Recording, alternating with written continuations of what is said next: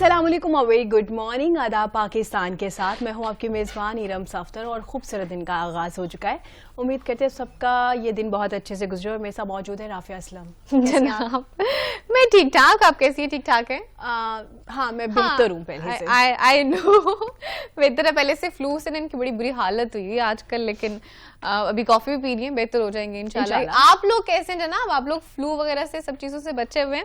Good morning to everybody, rise and shine and very warm welcome to all of you. आप सबको आज के programme Pakistan के साथ में खुशामदीद कहते हैं। और चूंकि आजकल मौसम ही ऐसा है, जैसे इरम को फ्लू हुआ हुआ है और उसके साथ फ्लू बहुत ज्यादा चल रहा है, डेंगू बहुत ज्यादा हो रहा है, साथ ही साथ कोविड अल्हम्दुलिल्लाह अब बहुत कम उसके केसेस हैं। लेकिन ये डेंगू तो हर दूसरे बंदे को, मेरे घर में मेरी फैमिली में मेरे भाई को भी हुआ हुआ था, तो हर दूसरे बंदे को डेंगू जो है उसके सिम्टम्स नजर आ रही हूँ। क्योंकि उसकी रीजन ये थी कि हम डेंगू तो बहुत पहले भी आया ना, कई बार हर सीजन में आता है।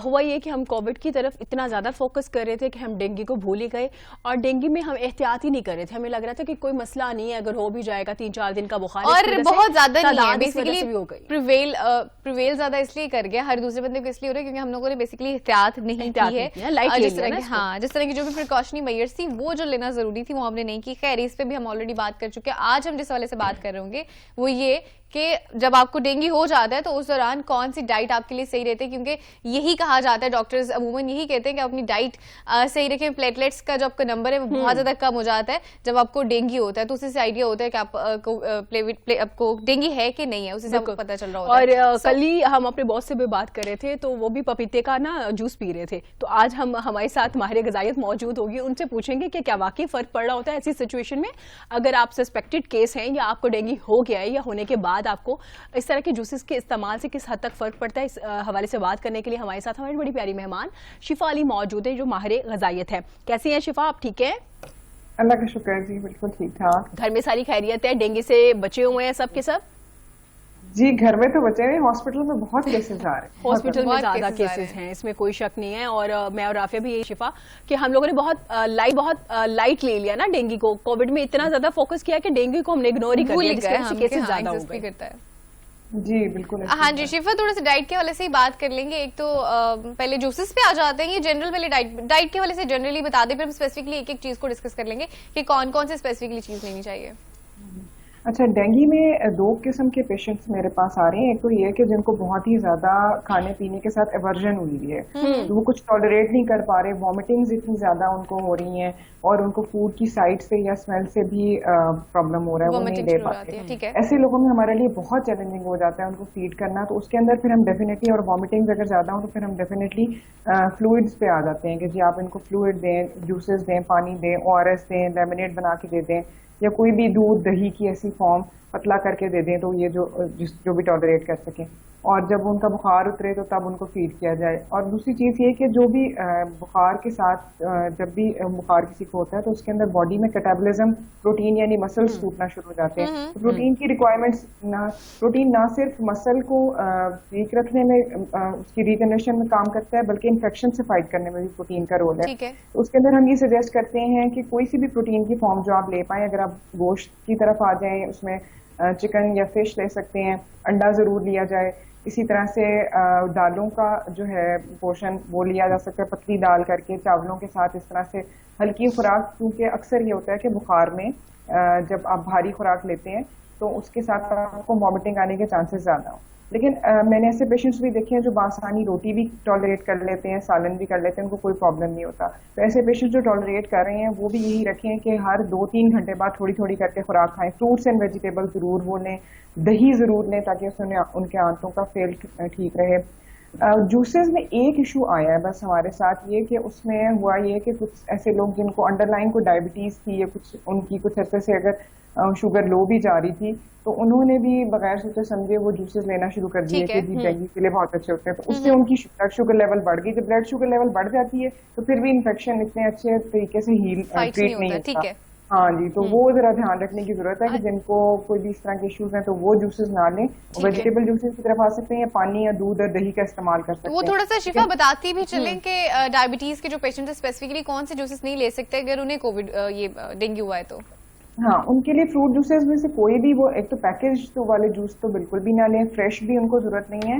वो ये कर सकते हैं कि फ्रूट्स की प्योरीज बना के, यानी होल फ्रूट लेके उसको पानी में घोल के और पतला सा करके वो ड्रिंक कर सकते हैं, या फिर वो दही की लस्सी या दूध का इस्तेमाल, दूध को पतला करके ले सकते हैं, या सादा पानी या हल्का ORS कम स्ट्रेंथ पे बना के ले सकते हैं, लेमन वाटर ले सकते हैं। इस तरह की चीजें उनके लिए ज्यादा मुनासिब हैं। और सिंपल पानी जो है वो भी उनके हाइड्रेशन के लिए अच्छा होगा। और अगर वो वैसे फ्रूट खा लेते हैं तो that is a better option for them. इसी तरह दही का रायता बना के अगर वो सब्जियां उसमें थोड़ी सी हल्की सी डाल के ले लेते हैं तो वो बहुत अच्छी हैं। बीन्स का सैलेड जैसे है वो ऐसे शुगर के मरीजों के लिए, अगर वो डेंगू का शिकार हैं तो वो बहुत अच्छा है। उसके अंदर जैसे थोड़े से आपने फिश या चिकन के पीसेस डाल दिए, वो बहुत अच्छी चीज हो सकती है। रोटी जो लोग नहीं लेना चाह रहे या उनको भारी लगती है तो वो आलू उबला हुआ उसकी जगह पे ले सकते हैं। शुगर के मरीजों के लिए खास तौर पे वो एक बहुत अच्छी ऑप्शन हो सकती है। अच्छा शिफा, जैसे आप जिक्र करेंगे अगर आपको डेंगू नहीं है और आप इस कदर खौफजदा हो गए हैं, लोग डरे भी होते हैं ना, जैसे कोविड से पहले भी लोग एहतियात करना शुरू हो गए थे, तो क्या ये जूसेस आपके लिए फायदेमंद होते हैं? आपके इम्यून सिस्टम को इतना स्ट्रॉन्ग कर रहे होते हैं? जैसे पपीते का मैंने जिक्र किया था, जैसे मैं और राफी जिक्र भी कर रहे थे कि जिसको डेंगू हुआ है या सस्पेक्टेड केस है वो पपीते का जो जूस है वो बहुत ज्यादा इस्तेमाल कर रहे होते हैं। पपीते के जूस के ऊपर कुछ रिसर्चेस हैं जो कि बहुत इनकंसिस्टेंट हैं, जो कि ये कहती हैं कि प्लेटलेट्स रेज करती हैं। प्लेटलेट्स इससे रेज हो जाते हैं, लेकिन ये एक नेचुरल मैकेनिज्म ऑफ बॉडी भी है। प्लेटलेट्स की जो लाइफ साइकिल होती है वो 10 डेज होती है। 10 डेज में उन्होंने खुद से भी रेज करना होता है। अगर आप पपीते का जूस नहीं भी ले रहे तो और अपनी न्यूट्रिशन को अच्छा रखते हैं और स्ट्रेस बहुत ज्यादा ना लें तो फिर भी आपका 10 दिन में खुद से रेज करना शुरू हो। नेचुरल मैकेनिज्म उन्होंने करना ही करना है। आपको अल्लाह ताला ने ऐसी अच्छी बॉडी से, अल्लाह ताला की नेमत है कि हमें नवाजा है कि हम खुद से सेल्फ हीलिंग हमारी बॉडी करती है, तो वो 10 दिन में आपका हो ही जाएगा। लोग गलती ये कर रहे हैं कि इसको पर बहुत ज्यादा फोकस कर रहे हैं कि बस जैसे ये इसका ट्रीटमेंट है। This is not a treatment for dengue, ठीक है ना। ये एक साइड अलोंग एक एडिशनल चीज है, जी जी बिल्कुल हो सकती है, लेकिन इसका मतलब ये नहीं कि आप डॉक्टर की एडवाइस सीख ना करें। और अगर खुदा ना खास्ता किसी को ब्लीडिंग हो रही है, हेमरेज हो रहा है या सीरियस कंडीशन हो रही है तो आप क्या नहीं जी पपीते का जूस पीते रहेंगे तो अस्पताल नहीं जाना। ऐसा बिल्कुल ना करें। आप ले सकते हैं, अच्छी चीज है, उसमें कोई खराबी ऐसा नहीं है, लेकिन this is not a cure या this is not treatment. Dengue का इलाज नहीं है, दिया जा सकता है। ठीक है, ठीक हो गया। अच्छा शिफा, ग्रेप फ्रूट का भी बहुत ज्यादा जब हुआ था ये डेंगू होता है तो बहुत ज्यादा कहते हैं कि ग्रेप फ्रूट का बहुत ज्यादा इस्तेमाल करें, और लोग ढूंढ रहे होते हैं जो नॉर्मली लोग नहीं भी खाते या जो उसका जूस नहीं लेते वो ढूंढ के फिर बाकायदा उसको इस्तेमाल भी कर रहे होते हैं, तो क्या वो भी इफेक्टिव होता है इसके अगेंस्ट? नहीं, ऐसे नहीं है कि आप कहें कि ये सिंपल यही वाली चीज मैं लूंगा तो इससे ट्रीट हो जाएगा, ऐसा नहीं है। सारे फ्रूट्स में वो कहीं ना कहीं फाजियत मौजूद होती है। तो ग्रेप फ्रूट मिल जाता है तो वो ले लें, वरना बॉडी अगर आप बाकी भी डाइट अच्छी ले रहे हैं, जैसे मैंने पहले भी कहा, तो वो आप ले सकते हैं। एक आपने बीच में सवाल किया कि जिनको डेंगू नहीं हुआ और वो इस खौफ का शिकार है कि और हमें होना जो है हमें ज्यादा जूसेस पीने चाहिए और ज्यादा हमें ऐसा नहीं है। फियर इटसेल्फ, अगर आप इतने ज्यादा स्ट्रेस का शिकार हैं तो फियर इटसेल्फ आपकी इम्यूनिटी लो कर रहा होता है। खौफ ना शिकार हो, अपनी जनरल वैसे आप हेल्दी डाइट रखें। और बैड हैबिट्स से मुराद ये है कि अगर आप कोई गलत अलम गलम खाना खा रहे हैं जिसमें बहुत ज्यादा चिकनाइयाँ हैं, तली हुई चीजें हैं और उसके अंदर फ्रूट्स एंड वेजिटेबल्स नहीं है, दूध दही का इस्तेमाल, नट्स का इस्तेमाल नहीं है, तो वो आप जरूर कीजिए। और उससे थोड़ा ये कि अपनी लाइफस्टाइल को हेल्दी रखें, पॉजिटिव मस्बत एटीट्यूड रखें और थोड़ा रिलैक्स रहें। अपनी रिलैक्सिंग अपनी जो एक्सरसाइजेज हैं वो भी कीजिए, तो उससे भी आप बच सकते हैं। बाकी प्रिवेंटिव मेजर्स जो बताई जा रही हैं वो भी हैं, लेकिन ऐसा नहीं होगा कि आप जूसेस पहले से पपाया के पीना शुरू कर दें तो आप कहीं से बच जाएंगे। अच्छा, सिर्फ एडिशनल एक वो चीज है। और कुछ लोगों को ये भी होता है शिफा कि वो लोग घर में नहीं होते, अकेले रह रहे होते हैं, या कुछ उनका जो भी जॉब का सिलसिला है, बाकी पढ़ाई का सिलसिला होता है, तो वे बाहर से भी खाना खा रहे होते हैं और कोविड के डेंगू के डेज में उन्हें ये बाहर से ही खाना खाना, तो क्या वो भी नुकसानदेह है या फिर वो बाहर से अगर आप खाना ले रहे हैं तो उस तरह से नहीं आपको नुकसानदेह हो रहा होता?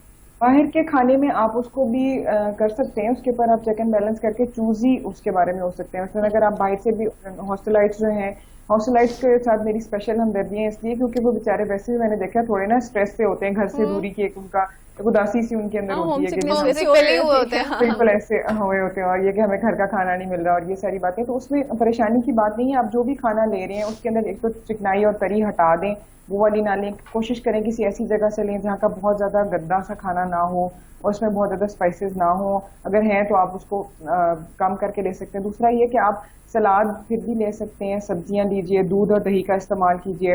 और नट्स तो हैं, वो तो ये जो रेडीमेड चीजें यानी नेचर्स फास्ट फूड्स है ना, ये सारी तो ये आप इस तरह से ऐसे कंज्यूम कर सकते हैं। बाकी आपकी जो अगर आप बहुत ज्यादा जंक खाते हैं बाहर से लेके तो वो ना लें। बाहर का खाना आप ले सकते हैं, उसमें कोई हर्ज नहीं, क्योंकि there is no second option, लेकिन उसमें भी आप एट टाइम सेल्फ पिटी में आके ना ओवर जंक ले रहे होते हैं कि आप कार्बोनेटेड बेवरेजेस, बोतलों का इस्तेमाल, शुगरी ड्रिंक्स का इस्तेमाल या डब्बे वाले जूसेस का इस्तेमाल बढ़ा रहे होते हैं। तो वो वाली चीजें ना बिल्कुल शिफा, हमारे यहाँ ये जो डिब्बे वाले जूसेस होते हैं ना, जो मुख्तलिफ ब्रांड्स के हैं, चाहे जितना भी अच्छा ब्रांड है, हम ना बहुत ज्यादा प्रमोट करते हैं। हमारी माएँ भी इवन के ब्रेकफास्ट में बच्चों को लंच बॉक्स में वो एक जो डिब्बा है वो जरूर दे के भेज देती है कि उनको लगता है ये हेल्दी है, जूस पी लेंगे तो ज्यादा अच्छा होगा। तो आप क्या समझती हैं, फ्रेश जूस और क्या इस डिब्बे वाले जूस का कोई मुकाबला है? नहीं, फ्रेश जूस जो है उसके अंदर तो आपको फ्रूट की बहुत सी इफादियत मिल रही होती है ना। डिब्बे वाले जूस में तो फ्रेश जूस का सिर्फ 10% शायद कोई फायदा था, बाकी तो सारी चीनी और पानी होता है, कलर्स होते हैं। तो ये माओ को मेरा पैगाम है, और मैंने बहुत दफा देखा है कि वो उसको, चूंकि हम हॉस्पिटल में मैं होती हूँ तो मैंने यहाँ पे देखा है कि मरीजों के लिए वो ऐसा जेस्चर ऑफ गुडविल लाए जाते हैं कि जी हम अपने मरीज को देखने जा रहे हैं, तो ये पूरा वो ले आते हैं, बहुत सारे डिब्बे इकट्ठे एक साथ ले आते होते हैं। जी जी जी बिल्कुल, कि ये पियेंगे। और वो तो एट टाइम्स वो मना भी कर रहे होते हैं कि ये वाला आपने नहीं पीना, ये वाला मुनासिब नहीं, इसके बजाय आप फल जो है वो खाएं, साबित फल खाएं, वो ज्यादा अच्छे हैं। तो बिल्कुल भी माओ को भी मेरा पैगाम है, बाकियों को भी, ये डब्बे वाले जूस आप अवॉइड कर सकते हैं आप करें, क्योंकि वो सिर्फ चीनी है।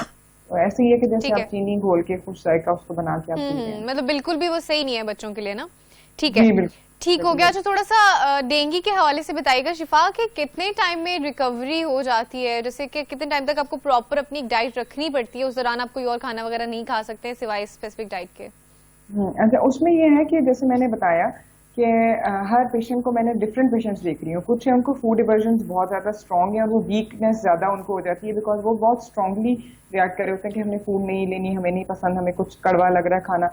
तो ऐसे लोगों को वीकनेस ज्यादा हो जाती है ऑफ कोर्स। और जो लोग हैं जिनकी एपेटाइट ठीक रहती है, वो खाना खा रहे हैं, तो वो जल्दी रिकवर कर जाते हैं, उनको वीकनेस भी इतनी नहीं होती। वायरस का जो कोर्स है वो तो ये 15 to 21 डेज तक तकरीबन चलता है, तो उसके दौरान आप रिकवर कर जाएंगे। और उसके दौरान डाइट आपने, आप नॉर्मल भी, अगर आप क्या कम हल्के सिम्टम्स हैं और आपको इतना ज्यादा वॉमिटिंग और इस तरह की चीजें नहीं हुई, तो आप रोटी सालन आम जो डेली रूटीन का खाना है वो भी खा सकते हैं। इट ऑल डिपेंड्स कि आप अपनी बॉडी को बहुत ज्यादा टैक्स तो नहीं कर रहे, वॉमिटिंग्स आ रही हैं, बुखार ज्यादा चढ़ रहा है, मेरी तबियत पे बोझलपन हो रहा है, तो अपने खाने को हल्का रखेंगे, लेकिन आप ले सकते हैं, उसमें कोई हर्ज नहीं है। और ये इस तरह का खाना आपने कब तक खाना है, जब तक कि आपकी कमजोरी दूर नहीं हो जाती। ठीक है, जब तक आप कमजोरी जी कमजोरी दूर नहीं। कुछ लोगों की तो महीनों भी चल रही है, मैंने देखा, रिकवर करके उसके बाद। अच्छा, वो शिफा माइंडसेट की भी बात नहीं होती, आपने जहन में बना लिया होता है ना कि हाँ मुझे वीकनेस हो रही है, मेरे से नहीं उठा जाएगा, कुछ होगा नहीं, तो आप तभी बिस्तर पे पड़े रहते हैं?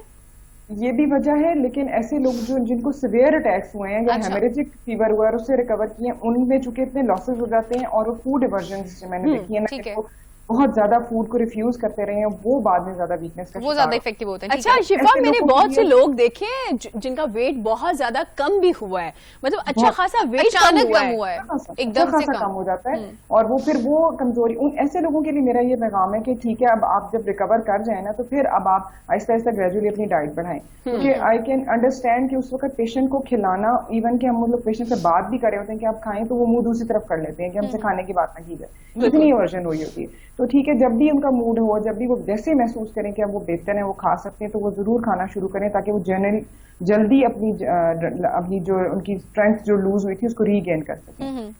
ठीक है, ठीक हो गया। अच्छा शिवा, जैसे आपने प्रोटीन का बताया कि प्रोटीन जो है वो उसका इंटेक ज्यादा कर दें, आप मीट लेना शुरू कर दें, अंडे लेना शुरू कर दें, बिकॉज आपको बॉडी को हेल्प आउट कर रहा होता है, फाइट करने में बॉडी के साथ हेल्प आउट कर रहा होता है। उसके अलावा कोई स्पेसिफिक जूसेस या कोई स्पेसिफिक डाइट जो आपके प्लेटलेट्स का नंबर इंक्रीज करने में भी आपको हेल्प आउट कर रही हो? जैसे कि अभी हम बात ही कर रहे थे, पपीते का बहुत ज्यादा वो एक फेमस है फूड भी। हाँ, तो कोई और स्पेसिफिक डाइट जो वाकईतन आपको हेल्प आउट करी हो? पपीते का रोल थोड़ा सा है प्लेटलेट्स रेज करने में, लेकिन मैं फिर एम्फसाइज करूंगी कि प्लेटलेट्स तो नेचुरली रेज कर जाएंगी अगर आपकी बॉडी सेल्फ हीलिंग मोड में आती है और वो फाइट कर रही है, तो वो आपकी 10 दिन में रेज करनी ही करनी है। उसके लिए आप परेशान ना हो, उसके लिए आप अगर नहीं भी लेते पपीते का जूस फिर भी रेज कर जाएंगी, लेकिन आपने रोजाना अंडा एक जरूर लेना है, यानी कि बिल्कुल भी नील पे आ जाते हैं, अच्छा बेतहाशा ओवर भी ना कीजिए कि आपकी बॉडी बहुत ज्यादा टैक्स हो जाए। 1 से 2 अंडे depending on your age, your condition of the body, 1 से 2 अंडे ले सकते हैं। फिश का इस्तेमाल कीजिए, थोड़ा सा चिकन आलू के साथ मिला के या चावलों के साथ मिला के वो लीजिए। कीमा जैसे बिरयानी होती है थोड़ी सी, वो उस तरह की घर की हल्की सी बनी हुई उसके बाद कीमा डाल के आप ले रहे हैं, उस तरह की चीजें ले लीजिए, वो भी अच्छी हैं। फ्रूट्स रोजाना जरूर ले रहे हो, तो ये चीजें आपकी प्लेटलेट्स को नेचुरली खुद ही से, जब आपको प्रोटीन जाएंगी आपके अंदर, खुद से सेल्फ हीलिंग होगी, तो और विटामिन एंड मिनरल्स आपके पूरे होंगे, जो कि आपको नट्स से बहुत अच्छे मिल सकते हैं, ड्राई फ्रूट से मिल सकते हैं।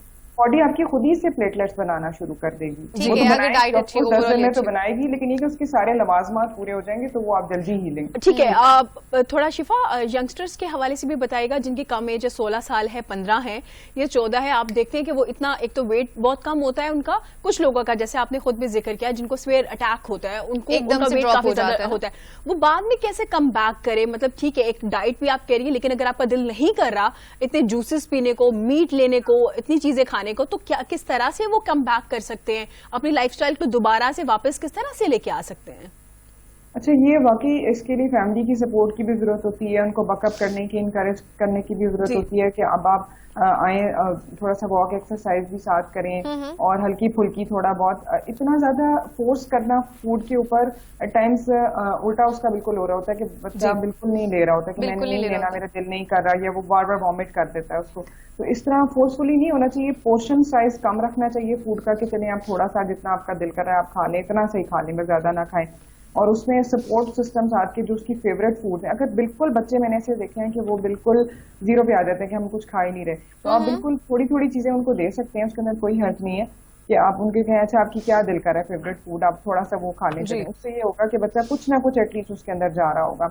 और फिर जब वो कन्वेलसेंस में जैसे ही आता है कि जैसे वो ठीक होना शुरू होता है, तो फिर आप उसकी फेवरेट फूड्स, उसका खुराक आहिस्ता आहिस्ता बढ़ाते जाएं। बच्चों को मैंने यहाँ पे देखा है कि वो सिवियर उसके साथ के हेमरेजिक वाला डेंगू भी हुआ हुआ है, तो फिर उसमें बच्चे खुद भी ना डरे हुए होते हैं कि अच्छा हमारे साथ इतना हमने सफरिंग की है, तो वो they are more ready to listen to doctor, या अपने वालिदैन को भी वो सुन रहे होते हैं कि अच्छा अब हमें बताएं हम क्या खाएं क्योंकि हम इतने कमजोर हो गए हैं।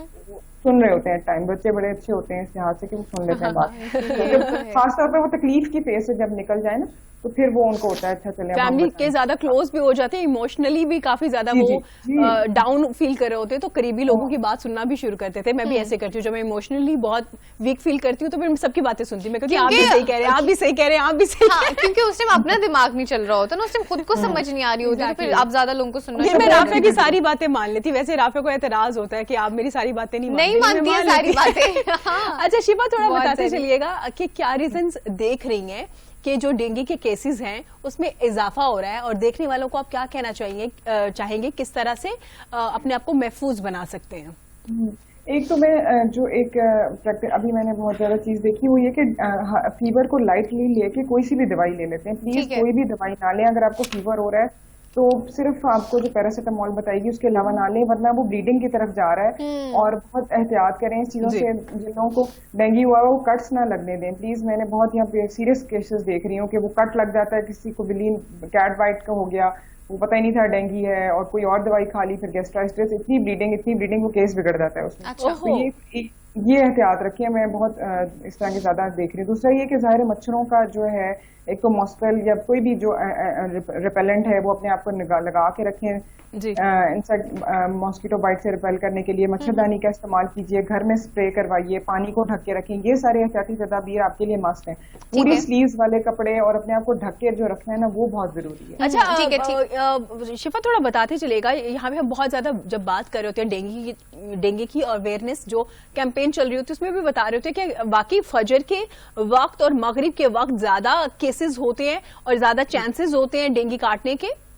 बिल्कुल ऐसे ही इस वक्त ज्यादा ही एक्टिवली मॉस्किटो जो है ये मच्छर ये इस वक्त काटता है। तो ऐसे औकात में अव्वल तो बाहर ना जाएं। अगर जा भी रहे हैं, आपका काम है, तो फिर आप मॉस्किटो रिपेलेंट लगा के, दवाई लगा के फिर जाएं। पूरे आपने अपने आप को कवर किया हुआ हो और इस तरह से आप महफूज। ठीक है, ठीक हो गया। शिफा, डाइट के हवाले से एक आखिरी मैसेज देते चलिएगा।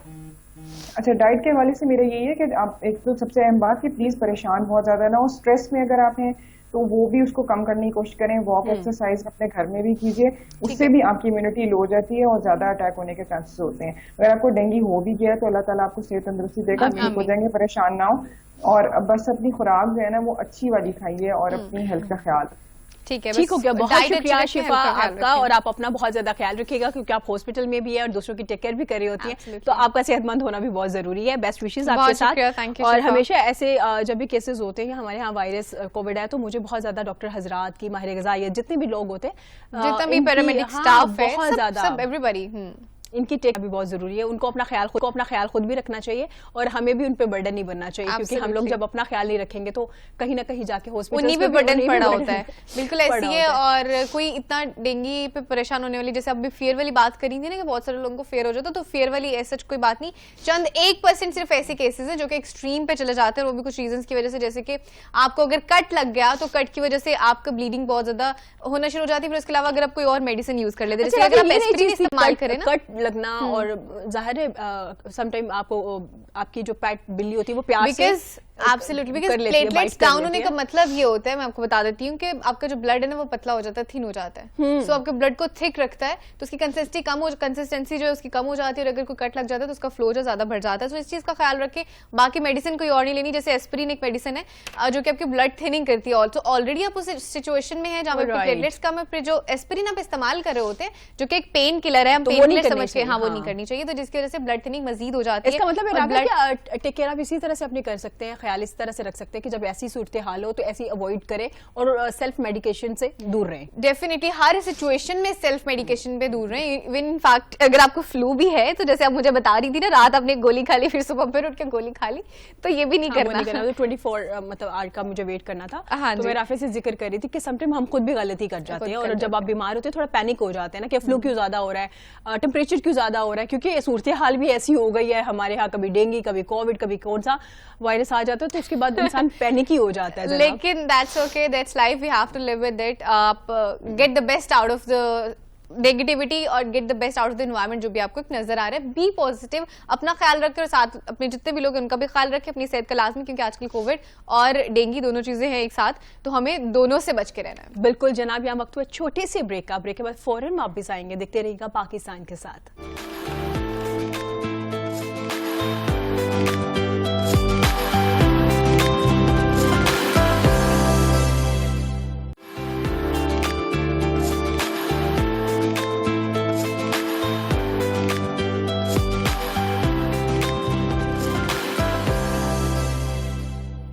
और जनाब once again welcome back to show. आपको एक बार फिर से पाकिस्तान के साथ में खुश आमदीद कहते हैं, और आपसे एक बड़ी मजे की स्टोरी शेयर करते चलें। जनाब इरम, कोई वियर्ड सी चीज आपने अपनी जिंदगी में भी आजकल में क्या देखी है, जैसे कोई इलेक्ट्रॉनिक्स में कुछ? मैंने वियर्ड कल एक स्टोरी बताई थी ना, जिसमें एक शख्स ने इतने ज्यादा केक कट किए थे अपने बर्थडे पे, तो मेरे लिए अच्छा। अभी कल से वही वियर्ड है। अच्छा, वही वियर्ड है। अच्छा जनाब, एक और चीज जो कि वियर्ड नहीं है, वो बड़ी एक इजाद है जो कि भी हम आपसे शेयर करने चलेंगे। जैसे कि अभी आप एक कॉफी पी रही है एक मग में, तो can you expect this mug from this mug के इसमें से एकदम से एयर कंडीशनर जो है वो इम्प्लांट हो जाए और आपको एक ठंडी सी हवा आना शुरू हो जाए? ऐसा हो सकता है? कितनी अजीब सी बात है ना, गरम गरम कॉफी पीते हुए हवाएं आपको ठंडी ठंडी आ रही हो। ठंडी हवा आ रही है। तो जनाब ऐसा ही कुछ हुआ है कि एक मग इजाद किया गया है जिससे एसी की तरह ठंडी हवाएं आ रही होती है। आपके इर्द गिर्द का जो टेम्परेचर होता है 7 सेंटीग्रेड 7 डिग्रीज तक हो जाए, कम किया जा सकता है। और ये एक खूबसूरत मग इजाद किया है। लोग पता नहीं दुनिया में क्या क्या कुछ इजाद कर रहे हैं। और ये हम अभी भी इसी बात पे अटके हैं कि लोग क्या कहेंगे। और एक अजीब सी चीज है, और वहां पे इतना खूबसूरत सा मग है, देखने में भी बड़ा खूबसूरत लग रहा है। ऊपर से इसकी क्वालिटी ये है कि ये आपको ठंडी हवाएं दे रहा होता है। ये गर्मी में बहुत काम आने वाला है, और पाकिस्तान में अगर ये मौजूद हो इसको लोग बहुत एंजॉय करें, क्योंकि हमारा ज्यादा काम आउटडोर हो रहा होता है। और इरम, आपको पता है नॉर्मली जब गर्मियों का मौसम होता है ना, तो यूनिवर्सिटीज में भी इनफैक्ट जितने भी हमारे काम करने वाले बाहर लोग हैं, खासतौर पे अगर हम अपनी इंडस्ट्री की बात करें, तो हमारे यहाँ तो हम लोगों ने साथ एक छोटा सा पंखा रखा होता है। मेकअप क्या होता है, मेकअप खराब ना हो जाए उसके लिए साथ एक छोटा सा पंखा होता है, हमेशा साथ होता है। और क्योंकि वो आपको गर्मी में शूट्स करने होते हैं, रिकॉर्डिंग्स करनी होती हैं, तो उसके लिए आपने रखा होता है, तो ये उसके तौर पे काम कर सकता है। तो कोविड सॉरी इतना हमने कोविड और डेंगू पे बात की कि हर वक्त कोविड ही जहन में आ रहा होता है। हमारे घरों में वैसे भी बड़े पंखे होते हैं, हाथ वाला पंखा भी होता है, क्योंकि जैसे हमारे यहाँ लोड शेडिंग का सिलसिला शुरू हुआ था, तो तमाम लोगों ने, अमीर गरीब तमाम तबके के लोगों ने वो जो हाथ वाला पंखा था वो खरीद लिया था और हाथ वाला जो पंखा था वो इस्तेमाल करना शुरू कर दिया था। लेकिन ये एक डिफरेंट इजाद है जिसमें आप कॉफी, जूस कुछ भी पिए। और इसके अलावा राफिया इसमें ये चीज भी है कि अगर आपका जूस गर्म हो रहा है तो आप उसको ठंडा भी कर सकते हैं। हाँ बिल्कुल, ऐसे में तो मिनी फ्रिज दो काम जो है ना वो आप एक साथ दो क्या 3 काम एक साथ कर सकते हैं कि अच्छा अगर आपको कोई पानी की या जूस की या किसी चाय कॉफी की तलब हो रही है, कोई भी आप इसमें जो भी चीज आप इस्तेमाल कर रहे हैं उसकी तलब हो रही है, वो भी आपको साथ में मिल रही है, साथ में आपको रेफ्रिजरेटर का उसका भी काम मिल रहा है, साथ ही साथ आपको एयर कंडीशनर का भी काम मिल रहा है। सो जनाब दिस इज क्वाइट इंटरेस्टिंग। नहीं अगर पाकिस्तान में जब ये मग आएगा तो सबसे पहले मैं तो इस मग को इस्तेमाल करी होंगी जनाब। इंशाल्लाह अगर वो नहीं भी आएगा तो राफिया ने आज ही गूगल करना शुरू कर देना है और देखना है कौन कौन से वेबसाइट ऐसी मौजूद हैं जहां से ये जो है कि हमें मग मिल सकता है और ये मग वो फौरन से बाय करेगी। हाँ और फिर उसको बड़ा शौक होता है राफिया को डिफरेंट चीजें करने का और डिफरेंट चीजें बाय कलेक्ट करने का भी। तो जनाब ये खूबसूरत मग जिसके हवाले से आज हमने आपको बताया कि एक कप जिसमें आप जूस भी पी सकते हैं, ठंडी हवाएं भी ले सकते हैं, इसका टेम्परेचर भी आपका नॉर्मल हो जाएगा और आप इंजॉय कर सकते हो। स्पेशली ऐसे मुल्कों में, ऐसे ममालिक में इसका इस्तेमाल बहुत ही फायदेमंद होगा जहां गर्मी बहुत ज्यादा है। एब्सोल्युटली बिल्कुल ऐसे मुझे लगता है उन्हीं जगहों को मद्देनजर रख के इसको बनाया गया, इसको इजाद किया गया। और जनाब moving on to the next story, एक और बड़ी मजे की स्टोरी है जो हम आपसे शेयर कर रहे होंगे। हम रोबोट्स का बहुत ज्यादा ट्रेंड जो है वो होना शुरू हो गया, not in Pakistan. I don't think so Pakistan में कहीं पे क्या आपको लगता है रोबोट्स मौजूद होंगे? मतलब बाकायदा रोबोट्स, वैसे तो कोई भी चीज जो काम करी होती है consider it as a robot. तो हमें बेसिकली रोबोट्स पाकिस्तान में तो नहीं नजर आ रहे होंगे, लेकिन इस तरह के भी जनाब अब रोबोट्स नजर आना शुरू हो गए हैं और बनना शुरू हो गए हैं जो कि आपको खाना बना के दे रहे थे। जैसे हमने एक अर्सा पहले स्टोरी शेयर की थी जिसमें रोबोट किचन का सारा काम कर रहा था, एक वेटर के तौर पे भी काम कर रहा था। लेकिन अभी वाला जो रोबोट है ना जनाब ये तो बर्गर बना रहा है जनाब, और मजे की बर्गर बना रहा है। और इसके कुछ साथी और भी हैं और इनके हवाले से बाकायदा ये भी उन्होंने मेंशन किया है कि ये एक मुकम्मल शॉप रन कर सकते हैं जिसमें बर्गर और फ्राइज आप सेल कर सकते हैं। और ये उस वक्त उन्होंने इजाद किया था राफिया जब कोविड की सूरत हाल की वजह से जो उनका स्टाफ था वो बहुत कम हो गया था, क्योंकि आपको पता है जब पहली वेव आई थी तो उसमें वो बड़ा डिस्टेंस रखना, लॉकडाउन, और उन्होंने ये सारी चीजों को मद्देनजर रखते हुए ऐसा रिपोर्ट बनाया जिसमें आप आसानी से इसका नाम फिल्पी 2 है जो कि शिकागो में एक रेस्टोरेंट है, वहां पे भी इसका इस्तेमाल हो रहा है। और दिस क्वाइट इंटरेस्टिंग। नहीं मतलब हमारी जगह जो है, इंसानों की जगह जो रोबोट्स लेना शुरू हो गए विद टाइम, और फ्यूचर में ऐसे लग रहा है कि फ्यूचर में ना सारे के सारे इंसानों की जगह ना रोबोट्स नहीं लेने, घरों में भी आपको रोबोट चलते फिरते जो भी हो जाए। पाकिस्तान में घर में खवातीन ही खाना बनाएंगे, कोई रिबोट काम नहीं करेगा। मुझे ऐसा लगता है कि जो आप खुद से खाना बनाते हैं या जो इंसान खुद से मतलब शेफ या हम बाहर जाते हैं होटल्स वगैरह में जो शेफ बना रहे होते हैं, मुझे नहीं लगता कि रिबोट के हाथ में। लेकिन आई वांट टू ट्राई, मैं देखना चाहती हूँ कैसा टेस्ट होता होगा। मतलब कहते वैसे तो कहते ना जैसे माँ अपने हाथ से खाना बना रही है, खुदा आपकी बेगम बना रही है, रिबोट के तो वो उनका उन्होंने खुलूस भी शामिल किया होता है, वो तो खुलूस भी होता है। तो इसमें खुलूस कैसे है? इसमें तो इमोशंस नहीं होते, तो इसमें इमोशंस तो अच्छा इनका एक जाहिर एक पूरा उन्होंने सेट किया होगा ना कि इतना टमाटो केचप है, एग है या चिकन है। खुलूस कहाँ सेट किया है? नहीं होगा। नहीं मैं वैसे बता रही हूँ ना, पूरा पैकेज है ना कि ये चीजें ऐड होगी।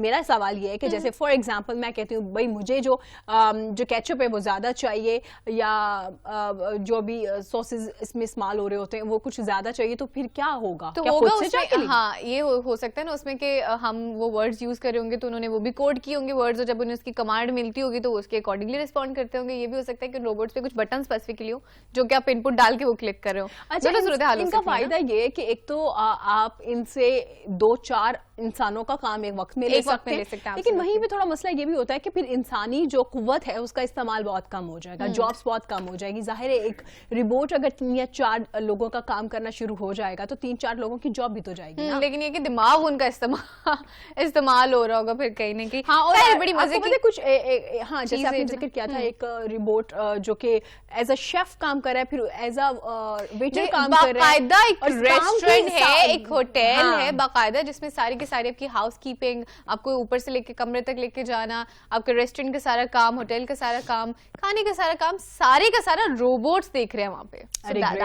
तो जनाब बढ़ते हैं अगले टॉपिक के जानिब। अगला टॉपिक बड़ा अहम है जिससे हम तमाम लोग गुजर रहे होते हैं ज़हनी बीमारियां। अब ये बीमारियां किस तरह की है, इसमें एंजाइटी है, डिप्रेशन है, टेंशन है, और क्या क्या रीज़न है। खौफ है, खौफ एक बहुत बुरी चीज़ है जिसपे मैं आजकल बहुत बात भी कर रही होती है कि खौफ, किसी को खो देने का खौफ, डेथ का खौफ, बहुत से और भी खौफ हमारी ज़िंदगी में होते हैं। हर किसी का एक अलग से एक वो होता है ना कि मुझे इस चीज़ का बड़ा खौफ है। उसके बाद आपकी ज़हनी कंडीशन किस तरह की हो जाती है, आपकी जिस्मानी जो सूरत हाल है वो किस तरह की हो जाती है, इस हवाले से आज हम बात करेंगे। और क्या बर वक्त आपका ट्रीटमेंट आपको ठीक कर सकता है। मसला हमारे एरमी है ना कि जैसे अगर मैं आपसे, अगर मुझे कोई मसला है, मैं थोड़ी सी परेशान हूँ, मतलब I am not talking about extreme diseases, ये एक्सट्रीम मसले वसले जो कि साइकोलॉजिकल इश्यूज होते हैं उनकी बात नहीं करी। जनरली अगर मुझे थोड़ा सा कोई मसला है तो मैं आपसे डिस्कस करूंगी, आप उस चीज को समझ रही होंगी और आप कह रही होंगी कि नहीं इसको कुछ इश्यू है, इसको साइकाइट्रिस्ट को दिखाना चाहिए, या इसको कोई बंदा चाहिए, कोई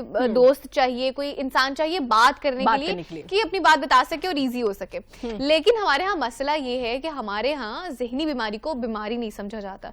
जब उस वाले से बात करते हैं तो अगला बंदा समझ नहीं रहा होता, कहते नहीं ठीक है वैसी इसकी सिचुएशन चल रही है, कुछ नहीं, कि हम उस बीमारी को बीमारी नहीं समझते। अब इस खौफ से क्या होता है कि हम फिर डिस्कशन करना छोड़ देते हैं, हम बात करना छोड़ देते हैं। इसी तरह से बच्चे जो हैं, बहुत सारे बच्चे बहुत सारी अपनी जहनी मसाइल जो होते हैं अपने पेरेंट्स से शेयर नहीं कर रहे होते, सिर्फ इसी खौफ से क्योंकि पेरेंट्स तो एक समझ नहीं रहे। सिर्फ पेरेंट्स की बात नहीं करी, जनरली भी हस्बैंड वाइफ का रिलेशनशिप हो गया, या आप अगर ऑफिस की बात करें, ऑफिस में भी आपके जो एम्प्लॉयज होते हैं ना, उनके भी यू हैव टू, आपके जो भी बॉस हैं या जो भी वहां को हेड कर रहे होते हैं, उन्हें भी उनकी मेंटेलिटी को समझने की जरूरत होती है। बाज़ औक़ात काम प्रॉपर्ली नहीं हो रहा होता तो उन्हें वहां पे समझने की जरूरत होती है। हो सकता है इसके साइकोलॉजिकली कोई इशू चल रहा हो, तो जब यहाँ पे हम अंडरस्टैंड नहीं कर रहे होते ना, तो वहां पे मसला ये होता है कि फिर अगला बंदा डर की वजह से बात नहीं करता, और उसकी वजह से क्या मसला होता है आज हम उन मसलों में बात करेंगे कि जब हम बात नहीं कर रहे होते जहनी अमराज के हवाले से। बिल्कुल जनाब, उस हवाले से अब यकीनन हम बात भी करेंगे, उसके हल की तरफ भी जाएंगे। एब्सोल्युटली, बिल्कुल ऐसी है जनाब। हमारे साथ डॉक्टर आफिया मलिक मौजूद है जो कि माहिर नफ्सियात हैं। शो में वेलकम कहते हैं। अस्सलाम वालेकुम। वालेकुम अस्सलाम, कैसी हैं आप दोनों? बिल्कुल ठीक ठाक, आप कैसी हैं? अल्हम्दुलिल्लाह ठीक ठाक। आपका गला बिल्कुल ठीक है? हाँ जी। अच्छा आजकल क्योंकि सबके खराब हो रहे हैं ना गले, मौसम ऐसा चल रहा है। डॉक्टर आफिया, जैसे बात हो रही है जहनी अमराज के हवाले से, तो इन पे हमारी ऑलरेडी बड़ी डिटेल में डिस्कशन भी हो चुकी है। हमेशा हम इस पे बात कर रहे होते हैं कि हम बात नहीं करते, तो जब हम बात नहीं करते तो उसकी वजह से इश्यूज होते हैं। तो हम बात के आगाज जो यहीं से कर लेते हैं कि क्या मसले आते हैं जब आप डिस्कशन नहीं कर रहे होते या किसी को बता नहीं रहे होते। देखिए, मेंटल इलनेस या कोई भी बीमारी ऐसे नहीं है कि आप एक दिन उठेंगे अगले दिन आप कहेंगे जी मुझे तो कोई प्रॉब्लम हो गई है, या मैं किसी प्रेशर में चला गया हूँ। हमेशा ऐसा होता है कि हर चीज का स्टार्ट जो है वो कम होता है, हर चीज का स्टार्ट जो है वो एक खास तरीके से होता है। खासतौर पे देखें, हमारी हर किसी की जिंदगी में, अगर मैं स्ट्रेस से बात करूं तो हम सबकी जिंदगी स्ट्रेसफुल है। किसी को कोई प्रॉब्लम है, किसी को कोई और इशू है, लेकिन हम सब लोगों का स्ट्रेस के साथ मैनेज करने का तरीका डिफरेंट है। बहुत सारे लोग हैं जो कि स्ट्रेस को भी पॉजिटिव वे में यूज कर लेते हैं। देखिए, स्ट्रेस अगर एक खास हद तक है तो वो आपके लिए अच्छी है, क्योंकि आपने उसको टारगेट मीट करने के लिए यूज करना है। क्योंकि आपको किसी चीज का वो ही नहीं होगा, प्रेशर ही नहीं होगा कि मैंने काम करना है, या जैसे अगर आपने प्रोग्राम के लिए आना है तो आपने अपना कोई वर्कअप किया या नहीं किया, आपने कुछ डाटा कलेक्ट किया या नहीं किया, तो अगर आपको उस चीज का थोड़ा बहुत भी प्रेशर नहीं होगा तो आप वो काम नहीं कर पाएंगे। वो तो एक पॉजिटिव चीज हो गई ना। समटाइम्स जो आपकी एवरेज स्ट्रेस है दैट इज हेल्दी, लेकिन क्या होता है कि जब ये स्ट्रेस जो है ये आम हालात से बढ़ जाती है, या आम आप कह सकते हैं कि एवरेज से बढ़ जाती है, तो इस सिवियर स्ट्रेस में चली जाती है और फिर आपको प्रॉब्लम करती है। किस तरह से कि आपको शिवरिंग होने लगती है, आपको फोकस नहीं हो पाता, आप प्रेशराइज्ड हो जाते हैं, बहुत ज्यादा फियर में चले जाते हैं। आप बात कर रही थी, बिल्कुल।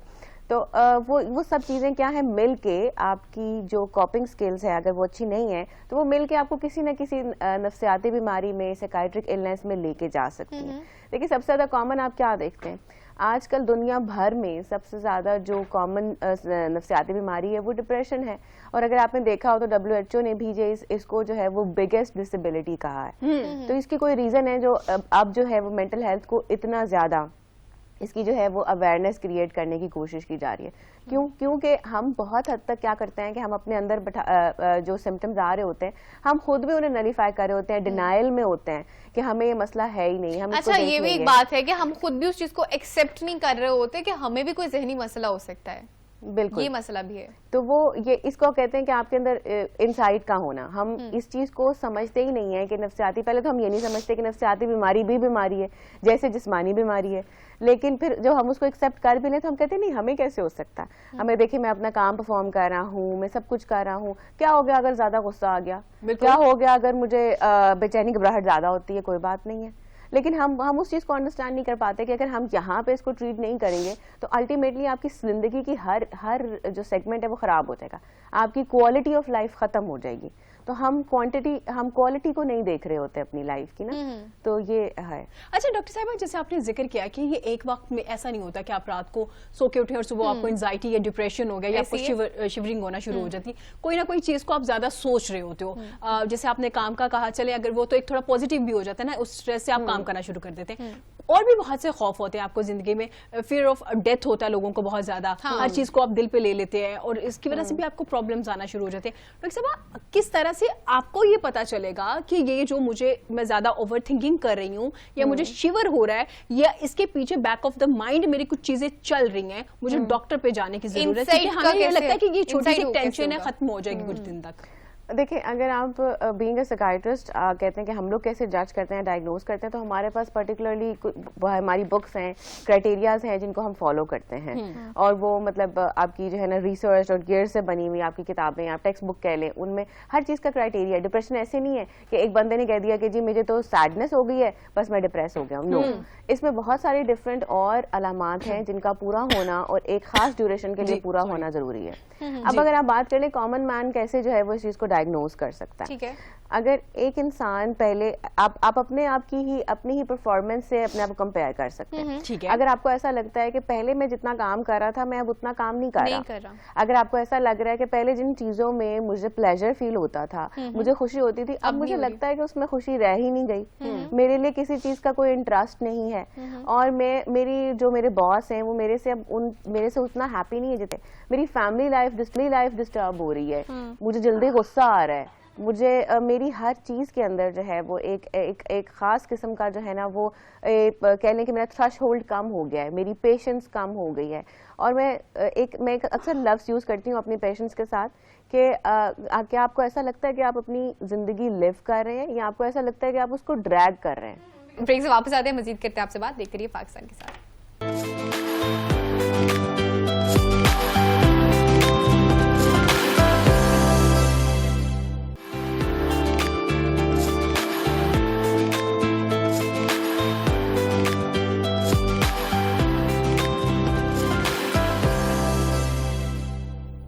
वेलकम बैक जनाब, आपको एक बार फिर से पाकिस्तान के साथ में खुशामदीद कहते हैं। डॉक्टर आफिया मौजूद है हमारे साथ। डॉक्टर आफिया, जहां से हमने बात को खत्म किया था वहीं से मैं चाहती हूँ कि आप जिंदगी जी रहे हैं सिर्फ ड्रैग कर रहे हैं। ये बड़ा इंपॉर्टेंट है कि हम सब लोग जो है एक खास किस्म की जो है ना वो कश्मकश में है, कोशिश में है। हर बंदा अपनी लाइफ में क्या चाहता है, अपना स्टैंडर्ड बढ़ाना चाहता है, अपनी लाइफ को एक अच्छे तरीके से रखना चाहता है, अपनी फैमिली को अच्छे से सपोर्ट करना चाहता है। तो क्या है कि अगर ये सब चीजें हम खुशी से कर रहे हो तो तब देयर इज अ डिफरेंस, और अगर हम क्या कर रहे हैं कि वो सब हम मजबूरी में कर रहे हैं तब हमारे अंदर कुछ ऐसी चीज़ें पैदा होती हैं या हमें यूँ फील होता है कि शायद ये सब जो है एक ड्यूटी है और हमारे लिए जो है ना वो खुशी का बायस नहीं बन रहे। अगर आपको ऐसा लग रहा है कि आप अपनी ज़िंदगी में कुछ भी इंटरेस्ट जो है वो नहीं ढूंढ पा रहे, तो आपको चाहिए कि आप जो है वो प्रोफेशनल हेल्प ले लें। हो सकता है कि आपको अंडरलाइंग डिप्रेशन चल रहा हो, कई दफ़ा ऐसा होता है इंसान हर वक्त बेचैनी की कैफियत में होता है, परेशानी हर वक्त आपको एक अनजानी सी परेशानी रहती है कि अभी कुछ गलत हो जाएगा। फिर बीच में आपने फोबियाज की बात की, जब एंजाइटी बहुत ज्यादा बढ़ जाती है तो हम डर खौफ जो है वो किसी खास सिम्ट में जाना शुरू कर देता है, जैसे कि आप अकेले कमरे में नहीं बैठ सकते, कमरे की कुंडी नहीं लगा सकते। बहुत सारे पेशेंट्स आते हैं जिनको क्लोज स्पेसेस से जो है वो प्रॉब्लम होती है, कई लोग एलिवेटर्स में नहीं जा सकते, कई हाइट्स पे नहीं जा सकते। तो ये स्पेशल फॉर्म्स हैं साइकियाट्री की और ये प्रॉपर डिसऑर्डर्स हैं। ये ऐसे ही हैं जैसे आप किसी को कहें कि जी आपको लाइफ टाइम के लिए शुगर हो गई है या हाइपरटेंशन हो गई है, बिल्कुल ऐसी है। लेकिन समझ नहीं पा रहे ना होते उसे। अच्छा डॉक्टर आफिया, अगर हमें पता चल गया, अब हम जिससे इस चीज को समझते हैं कि ठीक है ये मसला है बाकायदा का होना बहुत जरूरी है, तो समझ ले कि इंसाइट हमें आ गया कि हाँ ठीक है मसले होते हैं, तो कुछ लोग इसको कंसीडर कर लेते हैं। जैसे अगर एज एन एग्जाम्पल मैं अपनी बात कर ली तो जैसे मुझे पता है कि अगर मुझे मेरे साथ कोई इमोशनल कोई मसला चल रहा है, मेरे हमसे डिस्कस कर लूंगी, दूसरे बंदे से डिस्कस कर लूंगी, मैं इजी हो जाऊंगी। अच्छा अब कुछ लोग डिस्कस नहीं करते हैं, बात नहीं करते हैं, वो अकेला रहना चाहते हैं, वो कहते हैं कि शायद मैं थोड़ा दूर रहूंगा तो मैं या ये भी है, दूसरा भी खौफ होता है कि लोग भी समझ नहीं पा रहे होते हैं या सिचुएशन को नहीं कर पा रहे सो व्हाटसोएवर रीजंस, जो भी वजूहात हैं, तो अगर हम वो चीज शेयर नहीं कर रहे होते, जैसे मुझे लगता है कि अगर मैं शेयर कर दूंगी ना तो मेरा सारा वो गुबार निकल जाएगा, एग्जॉस्ट कोई बंदा एक है तो ईजी हो जाऊंगी मैं। हाँ जी। लेकिन अगर हम नहीं शेयर करते तो उसके नुकसानात क्या होते हैं? एक तो पहले आप मेंटल डिसऑर्डर के साथ चल रहे हैं और ऊपर से शेयर भी नहीं कर रहे, तो फिर ये किस तरह से आपको इफेक्ट कर रहा होगा मजीद? देखिए आइसोलेशन जो है ना या अपने में रहना, इस ये एक अलामत भी हो सकता है। ठीक है। अब कई दफ़ा ऐसा होता है कि जब आप इतने डिप्रेस होते हैं कि आपके अंदर इतनी पोटेंशियल ही नहीं है कि आप किसी को वर्बलाइज कर सकें, बता सकें कि मेरे साथ प्रॉब्लम हो क्या रहा है। समटाइम्स आप इतने नाउमीद हो जाते हैं कि सुसाइड की तरफ बात चली जाती है। तो ये चीज़ें मेरा ख्याल है कि हम सबका फ़र्ज़ है कि हम अपने आसपास जो है वो देखें कि क्या वाकई में ऐसा है कि कोई इंसान पहले बहुत हंसता था, बोलता था और बाद में एकदम से चुप हो गया और वो सबसे चीज़ें डिस्कस नहीं करता, या वो उसकी फ्रेंडशिप जो है वो कम हो गई, उसने घर में आइसोलेट होना शुरू कर दिया, बोलना कम कर दिया। अगर ऐसा कुछ है तो आप ज़रूर अपने आसपास के लोगों को उस चीज़ से बचाएं कि वो बिल्कुल एंड स्टेज तक पहुँच जाएं। उसके अलावा आइसोलेशन की एक वजह और भी है, सिर्फ और सिर्फ डिप्रेशन या जो हमारे न्यूरोटिक डिसऑर्डर्स हैं वो नहीं, उसके अलावा साइकोसिस के अंदर भी ये जो है ना सिम्टम आती है। कई दफ़ा जब स्किज़ोफ्रेनिया का स्टार्ट होता है या किसी भी साइकोटिक इलनेस का स्टार्ट होता है तो उसमें पेशेंट सबसे पहले आइसोलेट होना शुरू हो जाता है। अगर आप नोटिस करें कि आपके आसपास का कोई बंदा है जिसकी हरकतें थोड़ी सी वियर्ड हो गई हैं, अजीब हो गई हैं, उसने आपसे अलग रहना शुरू कर दिया है, वो अलग जगह पर जाके खड़ा हो जाता है या अकेली जगह पर जाके बैठ जाता है, आप लोगों के साथ खाना खाना उसने छोड़ दिया है, अगर आप उससे बातचीत करें तो वो गुस्से से जवाब देता है या सबको अपने से दूर हटा देता है, तो कहीं ना कहीं शायद वो किसी मेंटल इलनेस से, बल्कि साइकियाट्रिक इलनेस से जो है वो गुजर रहा है। तो उस चीज़ को ज़रूर नोटिस करें और खुद को भी आइसोलेट ना होने दें। देखिए ये एक आपको जैसे आहिस्ता आहिस्ता एक चीज़ स्टार्ट होती है तो कुछ सिम्टम्स हैं जो कि आपको बता देती हैं कि अब हमें ब्रेक चाहिए या हम मेंटली तौर पे बहुत ज़्यादा जो है वो भर गए हैं, तो हमें अब इसका कुछ करना चाहिए। ठीक है डॉक्टर साहिबा, जैसे आपने जिक्र किया बड़े डिटेल में, आपने बताया कि ये सिम्टम्स हो सकते हैं, वो शख्स आपसे दूर हो जाएगा, बात नहीं करेगा, बहुत सी और भी चीज़ें होती हैं। इनका स्टार्ट में अगर आपको थोड़ी सी टेंशन हो रही है और आपको फील हो रहा है कि आपकी हार्ट बीट तेज हो रही है, आपकी बॉडी शिवर कर रही है और एकदम से आप अपने कमरे से निकल के बाहर की तरफ जा रहे, सांस लेना शुरू कर दिया है, क्या उस वक्त जब आप ट्रीटमेंट ले लेंगे तो वो ज्यादा बेहतर होगा या फिर आप और कंडीशन में चले जाएंगे? क्योंकि इसमें बहुत से मैंने लोगों को देखा है कि आपके माइंड में ना चाहते हुए एक चीज बहुत आ रही होती है, सुसाइड अटेम्प्ट करना। तो ऐसा है कि अगर स्टार्ट में आप ट्रीटमेंट ले लेते हैं तो वो काफी बेहतर हद तक मतलब जल्दी आप उसे कवर कर लेंगे? बिल्कुल ऐसा है। देखिए एक ये नहीं है कि डिप्रेशन अगर स्टार्ट हुआ तो पहले दिन ही इंसान को सुसाइडल थॉट्स आना शुरू हो जाएंगे।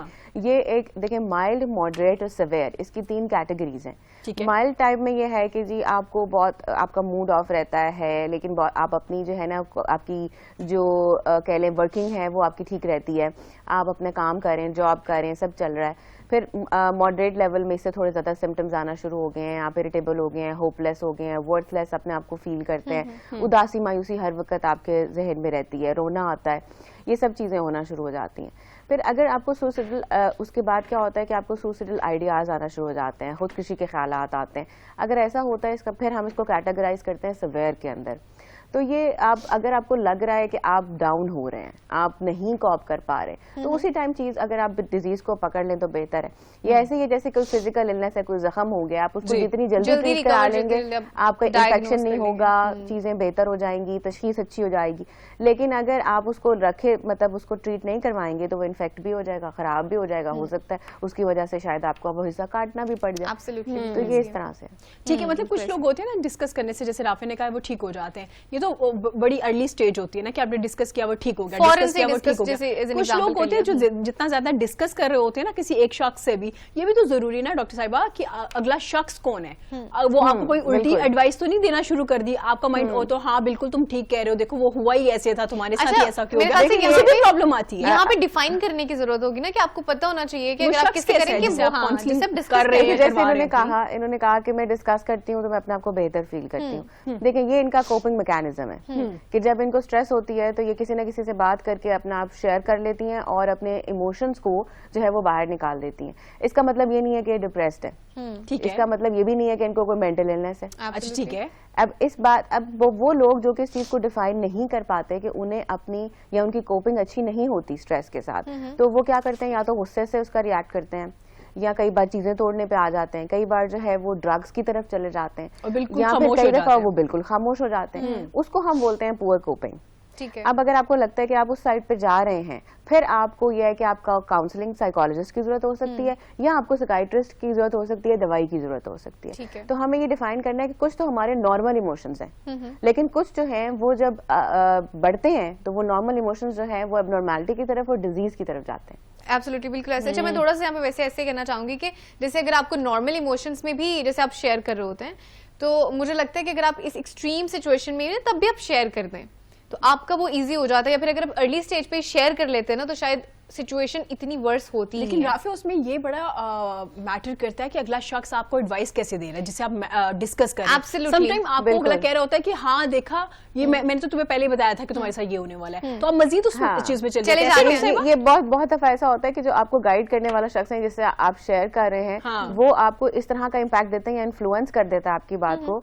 फॉर एग्जाम्पल अगर आपके साथ कोई खुदा न खास्ता कोई फेलियर होता है, तो आप जब उसको जाके बताते हैं और वो आगे से आपको कहते हैं हाँ ये तो बहुत बड़ा फेलियर है, तो आप मजीद डिप्रेस हो जाएंगे, आप और परेशान हो जाएंगे कि ये तो मेरे साथ जो है ना।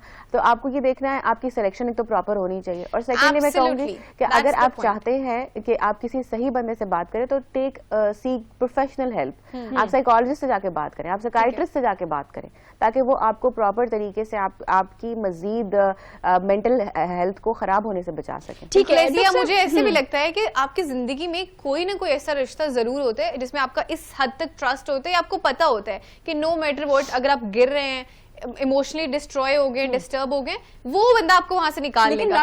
अम्मा होगी आपकी कोई भी, हाँ बिल्कुल वो स्टार्ट वाला जैसे डॉक्टर साहिबा जिक्र कर रही थी ना, पहली स्टेज होती है उसमें वो हो सकता है, अगर उससे ज्यादा आप हो गए तो मुझे लगता है लेटर ऑन भी, हाँ वो तो एक ऑब्वियस चीज है। लेकिन अब इसमें बहुत ज्यादा रोल इस बात का भी है ना कि जैसे अब आप कहते हैं कि मदर्स बड़े क्लोज हैं, आपके पेरेंट्स बहुत क्लोज है, और डेफिनेटली होना भी चाहिए, वो आपका एक आपके पेरेंट्स का जो है वो फिगर हमारे जहन में बना हुआ होता है।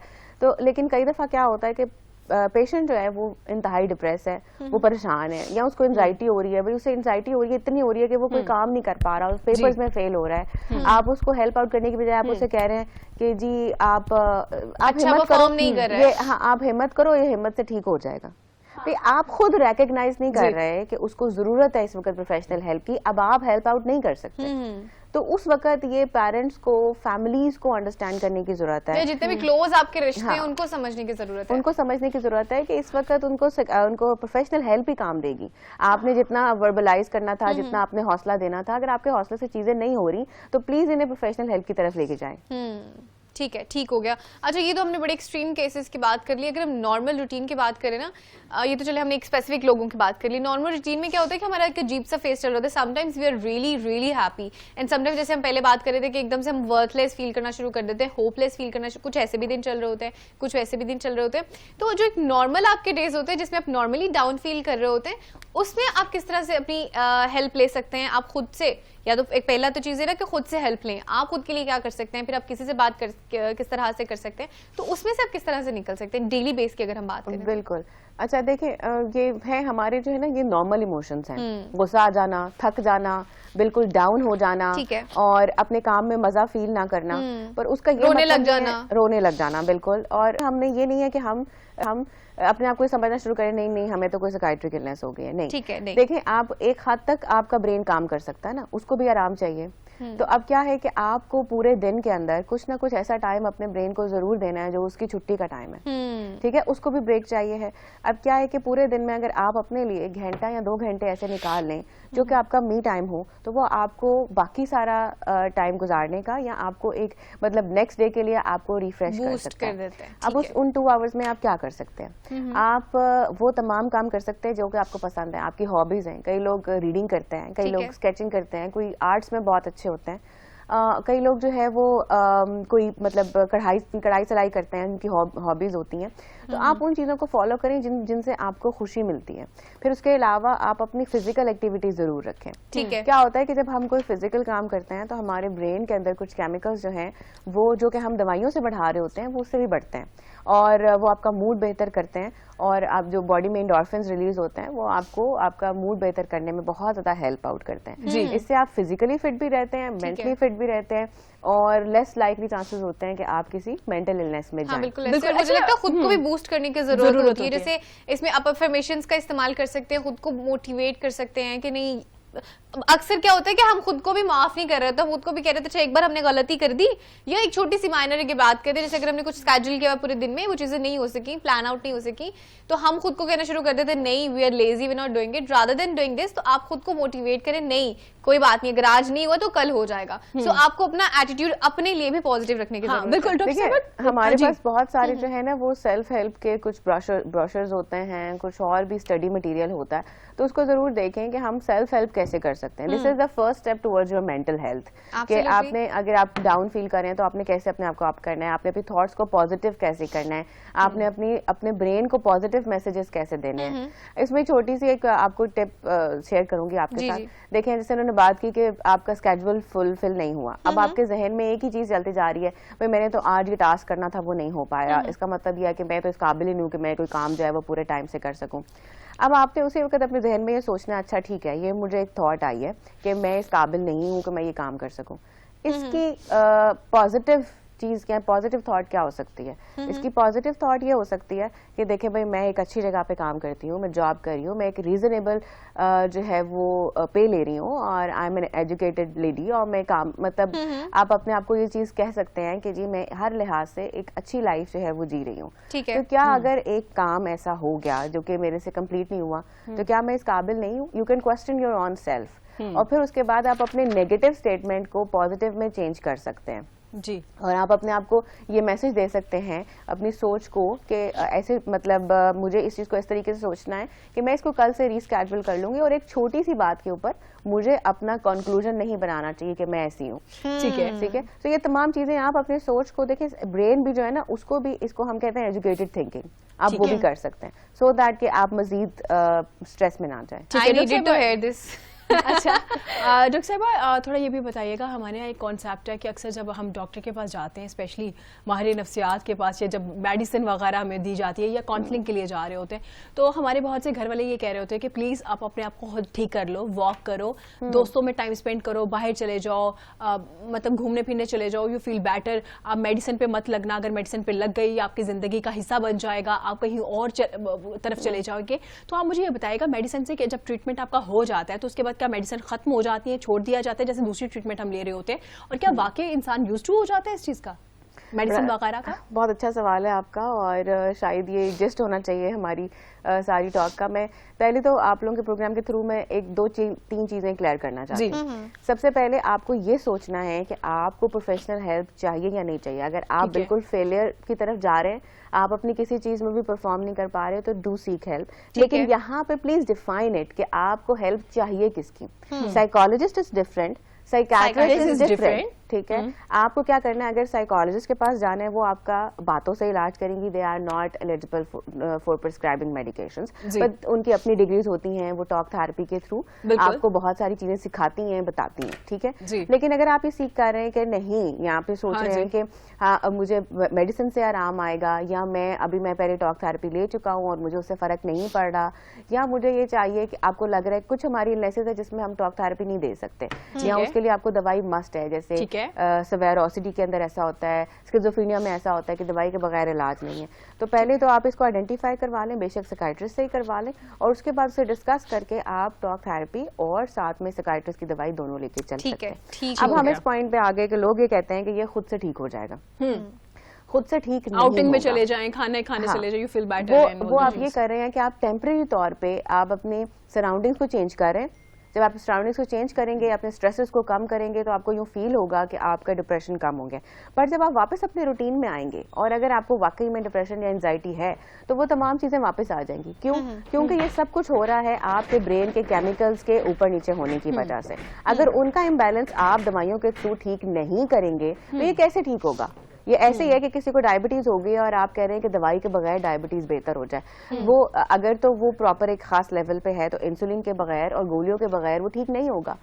अगर वो ठीक नहीं हो सकता, तो ब्रेन के केमिकल्स आप बगैर दवाई के कैसे ठीक कर रहे हैं? बिल्कुल ऐसे। तो मतलब ये हमें ही डिफाइन करने की जरूरत है, हमें खुद को आइडेंटिफाई करने की जरूरत है कि आए कि हमें साइकोलॉजिस्ट की जरूरत है या साइकियाट्रिस्ट की जरूरत है, हमें मेडिसिन की जरूरत है या टॉक थेरेपी की जरूरत है। तो पहले हमें खुद ही डिफाइन करना है, और जिस बंदे से हमने बात करनी है वो भी हमने खुद ही देखना है कि अगला बंदा हमें एडवाइस भी ऐसी कर रहा होगा, अकॉर्डिंगली में बात करनी है। बिल्कुल। ठीक हो गया। इसके साथ ही एक चीज मैं और भी ऐड करना चाहूंगी, हम इस चीज को बहुत ज्यादा स्टिग्मेटाइज करते हैं।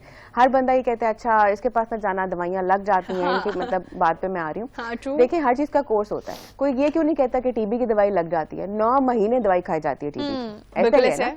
कोई ये क्यों नहीं कहता कि अच्छा अब आप वैक्सीन आपने लगवाई और हर 6 महीने बाद इसके बूस्टर लगवाने पड़ेंगे, तो ये लग गई आपको। तो जब हम लोग दवाई देते हैं या साइकियाट्रिस्ट दवाई देता है, तो क्या है कि उसमें जब आप जो ब्रेन के ऊपर हम काम कर रहे होते हैं, वो जो दवाइयां हैं बहुत स्लोली एक्ट करती हैं। 3 से 4 हफ्ते में तो वो अपना काम शुरू करती हैं। तो इनका भी कोर्स जो है वो फर्स्ट टाइम अगर आप स्टार्ट कर रहे हैं, तो वो 8 to 9 मंथ्स चलती हैं। 2 से 3 महीने में आप बेटर फील करते हैं, लेकिन उसके बाद सिर्फ इसलिए करनी पड़ती है क्योंकि आपको दोबारा वो मसला ना हो। तो ये चीजें क्लियर करने की बहुत ज्यादा जरूरत है। ठीक हो गया, बहुत शुक्रिया डॉक्टर साहिबा आपके कीमती वक्त का। भाई काफी आज डिटेल में हमने बात की है कि आपको मेडिसिन की जरूरत है, ग्राउंड लेवल की बेसिकली बात की है कि बेसिक चीजें वैसे हम बात अमूमन कर रहे होते हैं जो आपको एक्सट्रीम लेवल की डिजीज हो जाती है, उसके हवाले से भी बात कर, जनरली ग्राउंड लेवल जो डेली रूटीन के होते हैं उस हवाले से भी आज हमने बात की। बिल्कुल जनाब, यहाँ वक्त हुआ छोटी सी ब्रेक के बाद हाजिर होंगे। देखते रहेगा पाकिस्तान के साथ।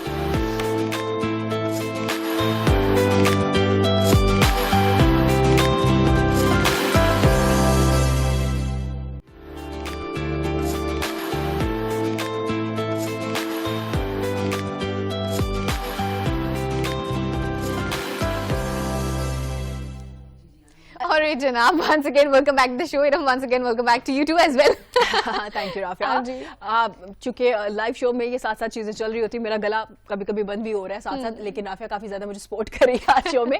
तो जनाब ब्रेक के बाद हम वापस आ चुके हैं, और ब्रेक से पहले बड़ा ही अहम टॉपिक था आज हमारा, ज़हनी बीमारियों के हवाले से मैं और राफिया इस पे बहुत ज्यादा बात कर रहे थे। स्पेशली डॉक्टर आफिया इस पे बहुत ज्यादा फोकस कर रही होती है। वो हमेशा कहती है कि इस पे अवेयरनेस होनी चाहिए, लोगों को पता होना चाहिए आपके साथ जो प्रॉब्लम चल रही है वो ज़हनी बीमारी है या नहीं है, और इसको किस तरह से आप ट्रीट कर सकते हैं। बिल्कुल ऐसी है। और जनाब moving on to the story जो कि हम आपसे भी शेयर कर रहे होंगे, और आपकी जिंदगियों को रोशनाइयों की जरूरत है। हाँ। हमारे घरों को जरूरत है और लाइटों की बहुत जरूरत है। एक छोटी सी स्टोरी है जो हम अभी शेयर करेंगे।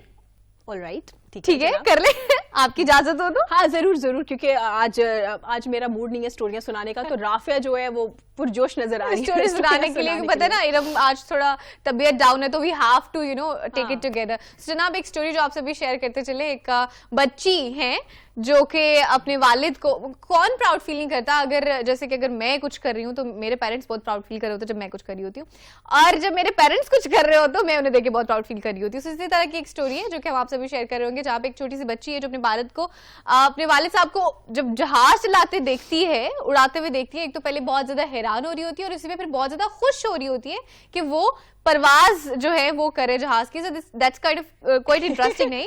एग्जैक्टली। और ये जो छोटी बच्ची है ना, इतनी क्यूट सी है, वो उसी फ्लाइट में मौजूद है जिसके पायलट हैं जो उसके फादर हैं, और वो बहुत ज्यादा खुश हो रही, पुरजोश हो रही है, और उसके फादर जो है उन्हें 1-2 बार उन्होंने हेलो हाई भी किया है, जिसकी वजह से वो बार बार देख रही है, बेटियां खुश हो रही है। उसके बाद जब ये एक न्यू दिल्ली में पहुंचे हैं तो उसके बाद उनकी वालिदा ने बाकायदा ट्विटर पे एक पैगाम लिखा है और उन्होंने कहा है कि ये उनकी बेटी की तरफ से पैगाम है कि आज वो बहुत ही ज्यादा खुश हैं अपने बाबा के साथ ट्रैवल करके, स्पेशली उस वक्त जब उसके बाबा एज अ पायलट खुद चला रहे हाँ जी जहाज उड़ा रहे थे। और बड़ा मेरी जिंदगी का ये बेहतरीन सफर है, यकीनन हर बेटी के लिए बेहतरीन सफर होता है जब उसके बाबा कुछ बहुत डिफरेंट कर रहे होते हैं। वैसे तो सब तमाम जितने भी पेरेंट्स हैं, फादर स्पेशली बहुत ही बेटियों के लिए खास तौर पे सारे के सारे फादर्स उनके सुपर हीरोज होते हैं। इसमें कोई दैट वाज द स्टोरी जो कि हम अभी आपसे शेयर कर रहे थे, जो कि बड़ी, इसको मैं डेफिनेटली कहूंगी ये क्यूट सी स्टोरी है, बहुत ही इमोशनल स्टोरी है वैसे। हाँ क्यूट सी भी, और बच्ची बहुत क्यूट है।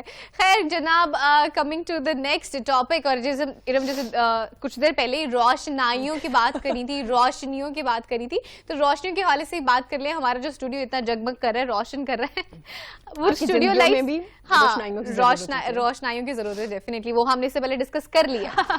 तो ये सारी जो लाइट्स हैं किस तरह से फिक्स होती है, किस तरीके से, अगर मैं बात करूं तो मुझे नहीं पता होगा डेफिनेटली, क्योंकि मैं उसमें एक्सपर्ट नहीं हूं। तो आज हमारे साथ हमारे एक्सपर्ट मौजूद होंगे जो कि आपको बता रहे होंगे कि अपना कमरा और अपना घर, अपना लॉन, किचन, बावर्ची खाना, सारी चीजें किस तरह से रोशन बना सकते हैं आप। जो पूरा कमरे का थीम है, according to your theme of the room, आप अपने कमरे की लाइट्स किस तरह से रख सकते हैं। इनफैक्ट अगर आउटडोर की बात करें वो भी आप किस तरह से कर सकते हैं। आई एम सो हैप्पी कि इस पे भी काम होना शुरू हो गया। और अक्सर हम लोगों को इंस्टाग्राम के रूम्स, इंस्टाग्राम की स्टोरीज पे उनके रूम्स देख रहे होते हैं, आपको लग रहा है कोई महल है, मतलब इतना खूबसूरत लग रहा होता है, और सारा जो पीछे एक क्रेडिट जा रहा होता है वो उसकी लाइट्स को जा रहा होता है, लाइट, और बेसिकली लाइट डिजाइनर को जा रहा होता है जिन्होंने डिजाइन किया होता है। This is so obvious. हाँ जी, इस हवाले से बात करने के लिए हमारे साथ लाइट डिजाइनर जो मौजूद हैं, आतिफ चौधरी साहब मौजूद हैं। अस्सलाम वालेकुम आतिफ, कैसे हैं आप? वालेकुम सलाम जी, थैंक यू वेरी मच, आपने मुझे मदऊ किया, आपका बहुत शुक्रिया। बहुत शुक्रिया जी, आप हमारे स्टूडियो में रोशन, और हमारे स्टूडियो की लाइट और भी हसीन हो गई और हमें और भी अच्छा लग रहा है। Thank you very much, thank you very much. Atif, light designing मतलब ऐसा पहले हमें सुनने को नहीं मिलता था जी, और अब माशाल्लाह से रूम क्या, लॉन क्या, आप देखते हैं शादियों पे इस कदर खूबसूरत लाइटिंग हुई होती है। पहले एक वक्त होता था येलो कलर की बस लाइट लगा दी जाती थी और उससे पता चलता था ये शादी वाला जो घर है इसमें रोशनियां। तो किस तरह से आपने आगाज किया और किस किस तरह की लाइट्स आ चुकी हैं, थोड़ा बताइएगा इस हवाले से। असल में ना लाइट्स का ना सिर्फ हमारे रूम्स तक, ना हमारे घरों में, बल्कि हमारी लाइफ पे भी बहुत असर है। बिल्कुल, कि हम अगर जहाँ पे लाइट है वहाँ जिंदगी है, लाइट नहीं है वहाँ जिंदगी महसूस नहीं होती है। अच्छा, और कलर्स भी उनके बड़े डिफाइन कर रहे होते हैं, नहीं? लाइट्स के कलर भी इफेक्ट कर रहे होते हैं जी, डेफिनेटली लाइट के कलर्स जो हैं वो आपके मूड को डिपेंड कर रहे होते हैं, आपका मूड अच्छा कर रहे होते हैं। लाइट के कलर्स जो हैं वो आपकी जिंदगी के बहुत असरअंदाज होते हैं। नॉर्मली देखें, अगर हम किसी फंक्शन में जाते हैं, सिर्फ हम लाइट्स देख के हमारा मूड चेंज हो जाता है, या किसी पार्टी में जाते हैं तो हमारा मूड चेंज हो जाता है। हम पहले किसी और मूड में जा रहे होते हैं, जब किसी इवेंट में जाते हैं, सेरेमनी में जाते हैं तो हमारा मूड डेफिनेटली चेंज हो जाता है। तो जिस तरह बाकी चीज़ों में जिद्दत आई है, इसी तरह लाइटिंग की फील्ड में भी जिद्दत आई है। बहुत सारी यूनिवर्सिटीज़ जो हैं वो लाइटिंग में डिग्रीज करवा रही हैं। इंटीरियर की लाइट्स बहुत अच्छी हो गई हैं। नॉर्मली पहले होता ये था, जिस तरह के पहले हम घर बनाते थे, हाँ तो एक मैसन हमारा सारा घर तमीर कर देता था। उसके बाद आर्किटेक्ट आया, कंसल्टेंट आया, उसके बाद इंटीरियर डिज़ाइनर को हमने इन कर लिया। इसी तरह जितना भी आपका इंटीरियर हो रहा है, आपकी कंस्ट्रक्शन हो रही है, तो लाइटिंग का उसमें बहुत मेजर रोल है कि अगर आप इंटीरियर बहुत अच्छा कर लेते हैं और उसको दिखा नहीं पाते प्रॉपर, आपने बहुत अच्छी वॉल डिज़ाइन कर ली है, कोई फीचर वॉल बना ली है और उसको फोकस नहीं किया, लाइट नहीं उसको दी, तो वो आप नहीं दिखा पाएंगे। इसी तरह मॉडर्न लाइट का बहुत रोल है आपके इंटीरियर को दिखाने में, आपकी बिल्डिंग्स को दिखाने में। आपकी लाइफ पे बहुत अच्छे असरात हैं लाइट के, कि आप अगर स्टडी रूम में हैं या लिविंग रूम में हैं या किचन में हैं तो डिफरेंट एरियाज के लिए डिफरेंट कलर्स, टेम्परेचर की लाइट यूज होती हैं, डिफरेंट मोड्स की लाइट यूज होती हैं। नॉर्मली होता ये था पहले कि हम एक रूम में बैठे हैं तो एक ही कलर की लाइट चल रही है। हाँ जी, तो अब जो है कि अब एक रूम में आप कोई 3 से 4 मोड की लाइट यूज कर सकते हैं, उसमें डिफरेंट फिक्सचर यूज कर सकते हैं। आप किसी खास एरिया को प्रोमिनेंट करने के लिए डिफरेंट लाइट्स यूज कर सकते हैं। कि आपने एक फीचर वॉल बनाई है, उसके लिए आप डिफरेंट लाइट यूज कर रहे हैं। आपने कोई वाज रखा है, कोई प्लांटर पड़ा है, उस पर डिफरेंट लाइट यूज कर सकते हैं। तो 3 से 4 तरह की लाइट्स हम नॉर्मली यूज कर रहे होते हैं इंटीरियर डिजाइन करते हुए, जिसपे हम ये कि सारी चीजें स्टैटिकली सारी चीजें हम दिखा रहे होते हैं, उससे लाइट का जो एम्बियंस है आपके रूम का वो बहुत बेहतर हो जाता है। सम टाइम आप कोजी मूड में बैठना चाह रहे हैं अपने कमरे में, तो आप डिम लाइट्स, आप वार्म कलर में डिम लाइट यूज कर लेते हैं। जैसे आप बड़े खूबसूरत अंदाज में इतनी लाइट्स को एक्सप्लेन कर रहे हैं, कुछ घरों में मैंने देखा, क्योंकि हमें लाइट्स की इतनी इन्फॉर्मेशन नहीं है तो हम चाहेंगे आप ही से पूछे, एक ही लाइट में 2-3 लाइट्स निकल रही होती है, मतलब एक ही बटन को आप प्रेस कर रहे होते हैं, पहले लाइट होती है, फिर डार्क हो जाती है, फिर येलो भी हो जाती है। वो बेसिकली लाइट्स के मोड हैं कि लाइट में बेसिकली पहले 2 कलर यूज होते थे, लाइट्स के बेसिकली 7 to 8 कलर हैं जो हमारी जिंदगी में यूज होते हैं। जिस तरह की है कि किचन में डिफरेंट लाइट चाहिए होती है, आपको स्टडी रूम में डिफरेंट कलर टेम्परेचर की लाइट चाहिए होती है, इवन कैमरा यूज करने के लिए आपको डिफरेंट कलर की लाइट चाहिए होती है। तो नॉर्मली पहले हम 2 ही कलर्स पे हमारा फोकस था, कभी पहले हमने वार्म यूज करना शुरू कर दिया, उसके बाद कुछ अरसे बाद व्हाइट आ गया, एक बल्ब आया जिसको हम मिल्की बल्ब डिमांड करते थे मार्केट से कि वो हमें दे दें। तो इंसान जो है वो चेंज चाहता है डे बाय डे, तो उसी चेंज को देखते हुए आजकल जो है वो 7 कलर्स की लाइट्स हैं, जिसमें लाइट्स के मोड हैं। इसमें मैं रेड, ग्रीन, ब्लू को शामिल नहीं कर रहा, ये लाइट्स व्हाइट की शेप में जो मैं बता रहा हूँ, 7 शेड्स हैं। जिस तरह है कि डायमंड है उस पर डिफरेंट कलर टेम्परेचर की लाइट यूज करते हैं, हम गोल्ड पे डिफरेंट कलर की लाइट यूज करते हैं। जिस तरह का आपका इंटीरियर है, अगर कोई डार्क कलर है तो उसके लिए डिफरेंट कलर टेम्परेचर यूज करेंगे। अगर आपका घर का इंटीरियर लाइट है और फर्नीचर आपका डार्क है तो आप उसमें डिफरेंट कलर की लाइट इस्तेमाल करेंगे। ठीक है, अब इसी वाले से थोड़ी सी बात करेंगे, लेकिन वाकई सही बात है ऐसे कि ज्वेलरी हम शॉप पर चले जाएं तो कितनी अच्छी फील आ रही होती है ना, उन्होंने इस तरह की लाइट्स का इस्तेमाल किया होता है। अच्छा, हमने इसकी इंपॉर्टेंस के हवाले से बात तो कर दी, वैसे ये चीज अच्छी है, इसका मतलब ये कि हम खुद को इतनी इंपॉर्टेंस दे रहे होते हैं कि अपने मूड के हिसाब से हमने एक ही जगह पे एक ही कमरे में डिफरेंट लाइट्स रखी हुई है, तो ये तो अच्छी चीज है कि हम खुद को बड़ा इंपॉर्टेंट अब समझना शुरू हो गए। अच्छा, थोड़ा सा ना हम एक एक चीज को लेकर चलते हैं, जैसे अगर हम अपने रूम की बात कर लें, यहाँ से शुरू करते हैं, फिर क्योंकि हमारा इस शो का मकसद ये भी है कि जो लोग इस वक्त सुन रहे हैं उन तक थोड़ा बहुत इस तरह से भी नॉलेज चला जाए कि अगर वो खुद अपना कुछ करना चाह रहे हैं, लाइट्स के हवाले से अपना रूम सेटअप करना चाह रहे हैं तो वो कर सके। जी, तो रूम को किस तरह से डिकोर कर सकते हैं, रूम में कौन कौन सी डिफरेंट लाइट्स हो सकती हैं, क्योंकि आजकल हम वो छोटी छोटी लाइट्स भी लगा रहे होते हैं ना, जो पूरी लाइट्स बंद करके ब्लू कलर की एक लाइट या फेरी लाइट्स हो गई, उसके अलावा फिर जी 2 से 3 तरह की फिक्सर हम यूज करते हैं एक रूम को डिजाइन करने के लिए। अगर मैं बेडरूम की बात करूं तो उसमें हम नॉर्मली जो यूज करते हैं वो स्पॉट लाइट्स यूज करते हैं, लैंप्स लाइट्स यूज करते हैं, उस पे रोप लाइट यूज करते हैं जो सीलिंग को, इंटीरियर को, आपके जो अलग-अलग फीचर्स इंटीरियर डिजाइनर ने या आर्किटेक्ट ने बनाए उनको दिखाने के लिए जरूरी है ये तीनों तरह की हम लाइट यूज करें। उसमें यह है कि अगर कोई फीचर वॉल है तो उसको प्रोमिनेंट करने के लिए हम टास्क लाइट यूज करते हैं, उसके लिए ट्रैक लाइट्स एक फिक्सचर आता है, इसकी लीनियर लाइट हम यूज करते हैं, उसके लिए इवन लाइट लेने के लिए रूम में हम यूज करते हैं। अगर हमें कुछ एरिया में वॉजेस रखे हुए हैं, कोई पेंटिंग्स लगाई हुई हैं तो उसके लिए हम डिफरेंट लाइट यूज करेंगे, उसके लिए हम फोकस लाइट यूज करेंगे। अगर एक वॉल पे हमने पेंटिंग्स लगाई हुई है उसकी इवन लाइट की बजाय उसको हमने फोकस करना है तो उसको हम फोकस लाइट देंगे, तो वो पिक्चर बिल्कुल डिफरेंट पेंटिंग हमें नजर आएगी, वो कमरे की लुक चेंज कर देगी हमारे। अच्छा, वैसे आप बात कर रहे हैं ना तो मुझे साथ साथ फील भी हो रहा है और मैं इमेजिन करके खुश हो रही हूँ कमरा कितना खूबसूरत लग रहा होगा। थोड़ा बताइएगा कि एक घर में हर पोर्शन लाइक किचन है, आपका लाउंज है, आपका ड्राइंग रूम है, तो क्या हर रूम की उसकी अकॉर्डिंगली लाइटिंग होगी? जी बिल्कुल उसके अकॉर्डिंगली होगी। उसमें एक तो फिक्सचर का डिफरेंस होगा, दूसरा टास्क का डिफरेंस होगा। किचन में आपको चाहिए होता है नॉर्मली नेचुरल कलर चाहिए होता है और तेज लाइट चाहिए होती है जहां पे आपने कुकिंग करनी है, तो क्या व्हाइट यूज करेंगे? उसके लिए ब्राइट लाइट उसको हम नेचुरल कलर टेम्परेचर करते हैं 400 to 5000 कलर टेम्परेचर की लाइट होती है, 4000 to 5000 कलर टेम्परेचर, तो वो यूज करेंगे जिसमें हर चीज आपको क्लियर नजर आएगी। जहां पे आपने कोई तकनीकी काम करना है, फोकस वर्क करना है, वहां पे आपको ब्राइट लाइट या नेचुरल कलर कह के आप बाय कर सकते हैं, लाइट खरीद सकते हैं। उसमें आप बेहतर विजुअल आपका बेहतर होगा, आपका फोकस बेहतर होगा। स्टडी रूम में आप वो लाइट यूज कर सकते हैं, स्टडी रूम के लिए अलग लाइट है, आपके लिविंग रूम के लिए अलग लाइट है, बेडरूम के लिए अलग लाइट है। तो ये कलर टेम्परेचर्स का भी फर्क है। स्टडी रूम और किचन की एक ही लाइट होती होगी तेज? नॉर्मली पहले यही होता था, लेकिन अब लोग लाइट डिजाइन करवाना शुरू हो गए हैं और लोगों को मैं समझता हूँ कि लाइट डिजाइन जरूर करवानी चाहिए। इससे एक आपकी एनर्जी भी बचती है, दूसरा आपके घर का इंटीरियर भी बहुत अच्छा हो जाता है। अच्छा, और आपकी नजर पे भी असरअंदाज होती हैं चीजें। ये जो लाइट एलईडी लाइट्स आजकल नई आ गई हैं, ये एनवायरमेंट फ्रेंडली भी हैं। जो पहले हम लाइट यूज कर रहे थे, एचजी लाइट यूज कर रहे थे, फ्लोरेसेंट लाइट यूज कर रहे थे, हाँ वो हमारी स्किन पे असरअंदाज होती है, हमारे ब्लड पे असरअंदाज होती है, हमारे एनवायरमेंट को हीट अप कर देती है।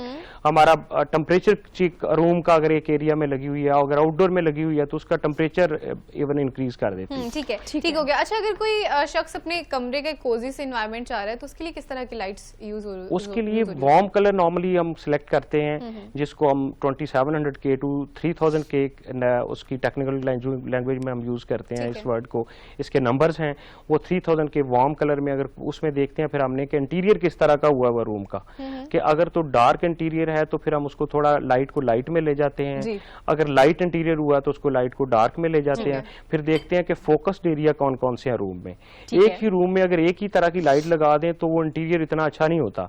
उसमें अगर 3 से 4 तरह की लाइट, 3 से 4 मोड, 3 से 4 डिफरेंट फिक्सचर हम यूज कर लें तो वही कमरा आपको बिल्कुल डिफरेंट लगता है। इवन आप एक स्विच ऑन करें तो आपको अपना ही कमरा डिफरेंट लगेगा, दूसरा स्विच ऑन करें, दूसरे मोड की लाइट ऑन करें तो आपको टोटली एम्बियंस उसका डिफरेंट होगा। बिल्कुल ऐसा है, बिल्कुल ऐसा। अच्छा आतिफ, आप मुझे बताइएगा आप किस किस चीज को डील कर रहे होते हैं? लाइक एक तो घरों की लाइट्स को डील कर रहे हैं, साथ आप शादी ब्याह की लाइट्स को भी डील कर रहे होते हैं, या सिर्फ जो घर की लाइट्स है या आपके शोरूम्स वगैरह है या आपके डिफरेंट बिल्डिंग्स वगैरह की लाइट्स को? हम बेसिकली तो बिल्डिंग्स की लाइट्स को, इंटीरियर की लाइट्स को, आउटडोर की लाइट्स को, जिसमें लैंडस्केपिंग लाइट्स भी आ जाती हैं, इन सबको डील कर रहे होते हैं। इवेंट लाइट्स को भी हम डील कर रहे होते हैं क्योंकि ये इवेंट है, इसमें ब्राइडल और ग्रूम का ड्रेस क्या है आजकल इस तरह से आ गया कि उसी कलर्स की लाइट्स ऑन हो जाती हैं कि आप ब्राइडल, पहले पूछा जाता है कि अब ब्राइडल का जो है वो ड्रेस किस कलर का होगा, ग्रूम का ड्रेस किस कलर का होगा, तो जिस कलर का वो एनवायरनमेंट होता क्रिएट करना होता है उसी तरह के कलर का उस इवेंट का, उस इवेंट रूम का, उस हॉल का एनवायरनमेंट क्रिएट करना। अच्छा, लाइट जैसे हमारी जिंदगी में कितनी इंपॉर्टेंस और अहमियत की हामिल है कि जैसे अगर हम पिक्चर्स ही कैप्चर कर रहे हैं तो लाइट के इफेक्ट की वजह से आपकी पिक्चर्स कितनी डिफरेंट आ रही होती हैं। अगर कमरे में जी बिल्कुल डेफिनेटली होता है, फिर कमरे में इस्तेमाल करें तो आपको किस तरह की वाइब दे रहे हो, तो lights are really important in life. तो जब भी आप घर का इंटीरियर कराएं तो लाजमी ये लाइट्स को मद्देनजर जरूर रखें। ठीक है, ठीक हो गया। और बाकी इसके साथ कुछ थोड़ा बात कर लें, अगर हम लाउंज की बात कर लेंगे जी बिल्कुल गार्डन वगैरह की। हाँ जी जी जी सर, उसी वाले से बताइएगा। लाउंज में देखें आप, अगर लाउंज है उसमें बिल्कुल डार्क एरिया है तो उसको अगर इस तरह से देखें तो बिल्कुल डिफरेंट फील आएगी। अगर उसमें आपने कुछ एरियाज में लाइटिंग दी हुई है, कुछ एरियाज में कलरफुल लाइटिंग दी हुई है, अपने लाउंज को एक डिफरेंट एनवायरनमेंट में लेके जा सकते हैं। आपका लाउंज तो एक ही है, आपके पास स्पेस भी उतनी ही है, तो अब आप लाइट के साथ उस स्पेस को बड़ा छोटा कर सकते हैं। बड़ा छोटा इस तरह से कर सकते हैं कि आप लाइट का मोड चेंज करते हैं तो वो डिफरेंट आपको एम्बियंस देता है। अगर आप उसमें ग्रीन कलर की लाइट यूज कर लेते हैं, ऑन करते हैं, तो वो डिफरेंट एम्बियंस क्रिएट करता है। या कोई प्लांटर है उसके नीचे आपने लाइट्स दी हुई है, या आप कोई बड़ा प्लांट है आपके घर में, ट्री है, उसको आपने डिफरेंट कलर की लाइट दी हुई है। आपकी राहदारियां हैं उनमें आपने डिफरेंट कलर्स की लाइट्स दी हुई है, या राहदारियां प्रोमिनेंट कर देते हैं आप उसमें से, तो वो बिल्कुल डिफरेंट लुक आती है। तो आपका घर अच्छा लगता है कि एंटर होते ही आपको जो है अच्छी फील आती है। अच्छा, ये बिल्कुल ऐसी है जैसे एक पिक्चर हम खींचते हैं और उसके बाद जो हम एडिटिंग करते हैं कि पिक्चर आपने खुद को इनहैंस करना है, बैकग्राउंड को लाइट कर देना, तो ये सारी लाइटिंग बेसिकली वो काम कर रही होती है। बिल्कुल, और आपके घर को भी आपकी लाइट ही इनहैंस कर रही होती है। आप देखिए कुछ रोशनियां इतनी खूबसूरत लग रही होती है, आपका घर और भी खूबसूरत लग रहा था। आतिफ, देखने वालों को क्या कहेंगे लाइट्स के हवाले से कि अपनी जिंदगियों में रोशनियां लेके आए और अपने घरों को भी किस तरह से? मेरा ये मैसेज है देखने वालों के लिए कि लाइट खरीदते हुए ना सिर्फ लाइट के जो इंटीरियर डिजाइनर है या मेरे डिजाइनर दोस्त हैं वो सिर्फ लाइट को लाइट के एतबार से देखते हैं या फिक्सचर के एतबार से देखते हैं, उसके एम्बियंस को पे वर्क करें कि जब ये लाइट ऑन होगी तो इससे क्या एम्बियंस क्रिएट होगा, इससे एनवायरनमेंट कैसा बन जाएगा इस लाइट ऑन होने से। और दूसरा ये कि एनर्जी एफिशिएंट भी होनी चाहिए, जैसा कि इस वक्त पाकिस्तान का एनर्जी का क्राइसिस है। ना सिर्फ कि हम उसको डिजाइनिंग के एतबार से लाइट को कंसीडर करें, बल्कि एनर्जी सेविंग के हवाले से भी लाइट को कंसीडर करें कि जब हम लाइट खरीदें या मशवरा दें लाइटिंग डिजाइन करते हुए तो पहले क्लाइंट से डिस्कस करें कि वो किस तरह की लाइट चाह रहा है। बेसिकली अगर किसी का घर है या किसी का ऑफिस है या किसी की बिल्डिंग है तो वो उसकी शख्सियत की इक्कासी करती है कि ये शख्स जो है वो किस सोच का मालिक है, वो जहां बैठा हुआ है वो उससे रिजेम्बलेंस करनी चाहिए वो चीज। तो ये इंटीरियर नॉर्मली होता ये है कि इंटीरियर डिजाइनर को 300 घर 400 लाइट डिजाइन कर देता है एक घर में। नॉर्मली उस घर में इतनी लाइट की जरूरत नहीं होती। म्यारी लाइट्स लाइट्स परचेज करें, जो सोर्स है लाइट का वो छोटा होना चाहिए, ठीक है, बहुत बड़ा सोर्स नहीं होना चाहिए, उसकी लाइट अच्छी होनी चाहिए, उसकी एनर्जी कंजम्पशन जो है वो कम होनी चाहिए, इलेक्ट्रिसिटी कम ले, वो इल्यूमिनेशन उसकी ज्यादा हो। ठीक है, ये मेरा मैसेज है कि लाइट खरीदते वक्त जो है लाइट के म्यार को जरूर मद्देनजर रखें। और अपने सारी चीजों का सम अप कर दिया है कि सोर्स छोटा हो, इल्यूमिनेशन उसकी ज्यादा हो और म्यारी लाइट्स हो, और साथ ही जैसे सर ने मेंशन किया कि पर्सनालिटी को डिफाइन करी होती है, जैसे इस तरह के हम कुछ कपड़े पहनते हैं, हम कहते हैं कि पहली लुक पे देख लेते, पहले हम पता है जज कर लेते हैं उस बंदे को उसकी ड्रेसिंग से, तो यहाँ पे भी ऐसी सूरत हाल होती है, उसके घर जाते हैं पहले देख लेते हैं उसके कमरे से किसकी पर्सनालिटी। दूसरी बात ये कि आजकल हम इतने एक्सपेंसिव घर बना रहे होते हैं, इतना ज्यादा पैसा लगा रहे होते हैं, अगर उस घर की लाइटिंग ही अच्छी ना हो तो इसका मतलब है कि वो मजा नहीं आ रहा होता आपको घर देखने में। बिल्कुल ऐसी जो जिंदगियों में भी रोशनियों की बहुत जरूरत होती है अपने आप को एनहांस करने के लिए, खुश रहने के लिए, इसी तरह आपके घर, आपकी बिल्डिंग्स, और सबसे अहम चीज जो आतिफ साहब ने डिस्कस की वो ये है कि आपकी पैसे कम लग रहे हो, चीजें अच्छी हो, एनर्जी को सेव कर रहे हो, एनर्जी सेव कर रहे हो बेसिकली। और बहुत शुक्रिया आतिफ साहब, आप थैंक यू सो मच, बहुत शुक्रिया, और बहुत मजे का आज हमारा ये सेगमेंट रहा। हमने बड़े डिफरेंट तरीके से आज लाइट्स को डिस्कस किया और बाकायदा फील भी किया कि जैसे बता रहे थे ना, साथ साथ हम उसको फील भी कर रहे थे कि अच्छा हम खुद भी लाइट्स डिजाइन कर रहे हैं। सो इट्स क्वाइट गुड, और ये डेफिनेटली आपकी पर्सनालिटी को भी डिफाइन करी। जनाब, ये था आज का हमारा प्रोग्राम जिसमें हमने रोशनियों को बड़े खूबसूरत अंदाज में डिस्कस किया है, और इसके अलावा आज हमने ज़हनी अमराज के हवाले से बात की, इसके अलावा डेंगू से बचाव के लिए क्या करना चाहिए, डाइट कैसी होनी चाहिए, इस हवाले से भी बात की।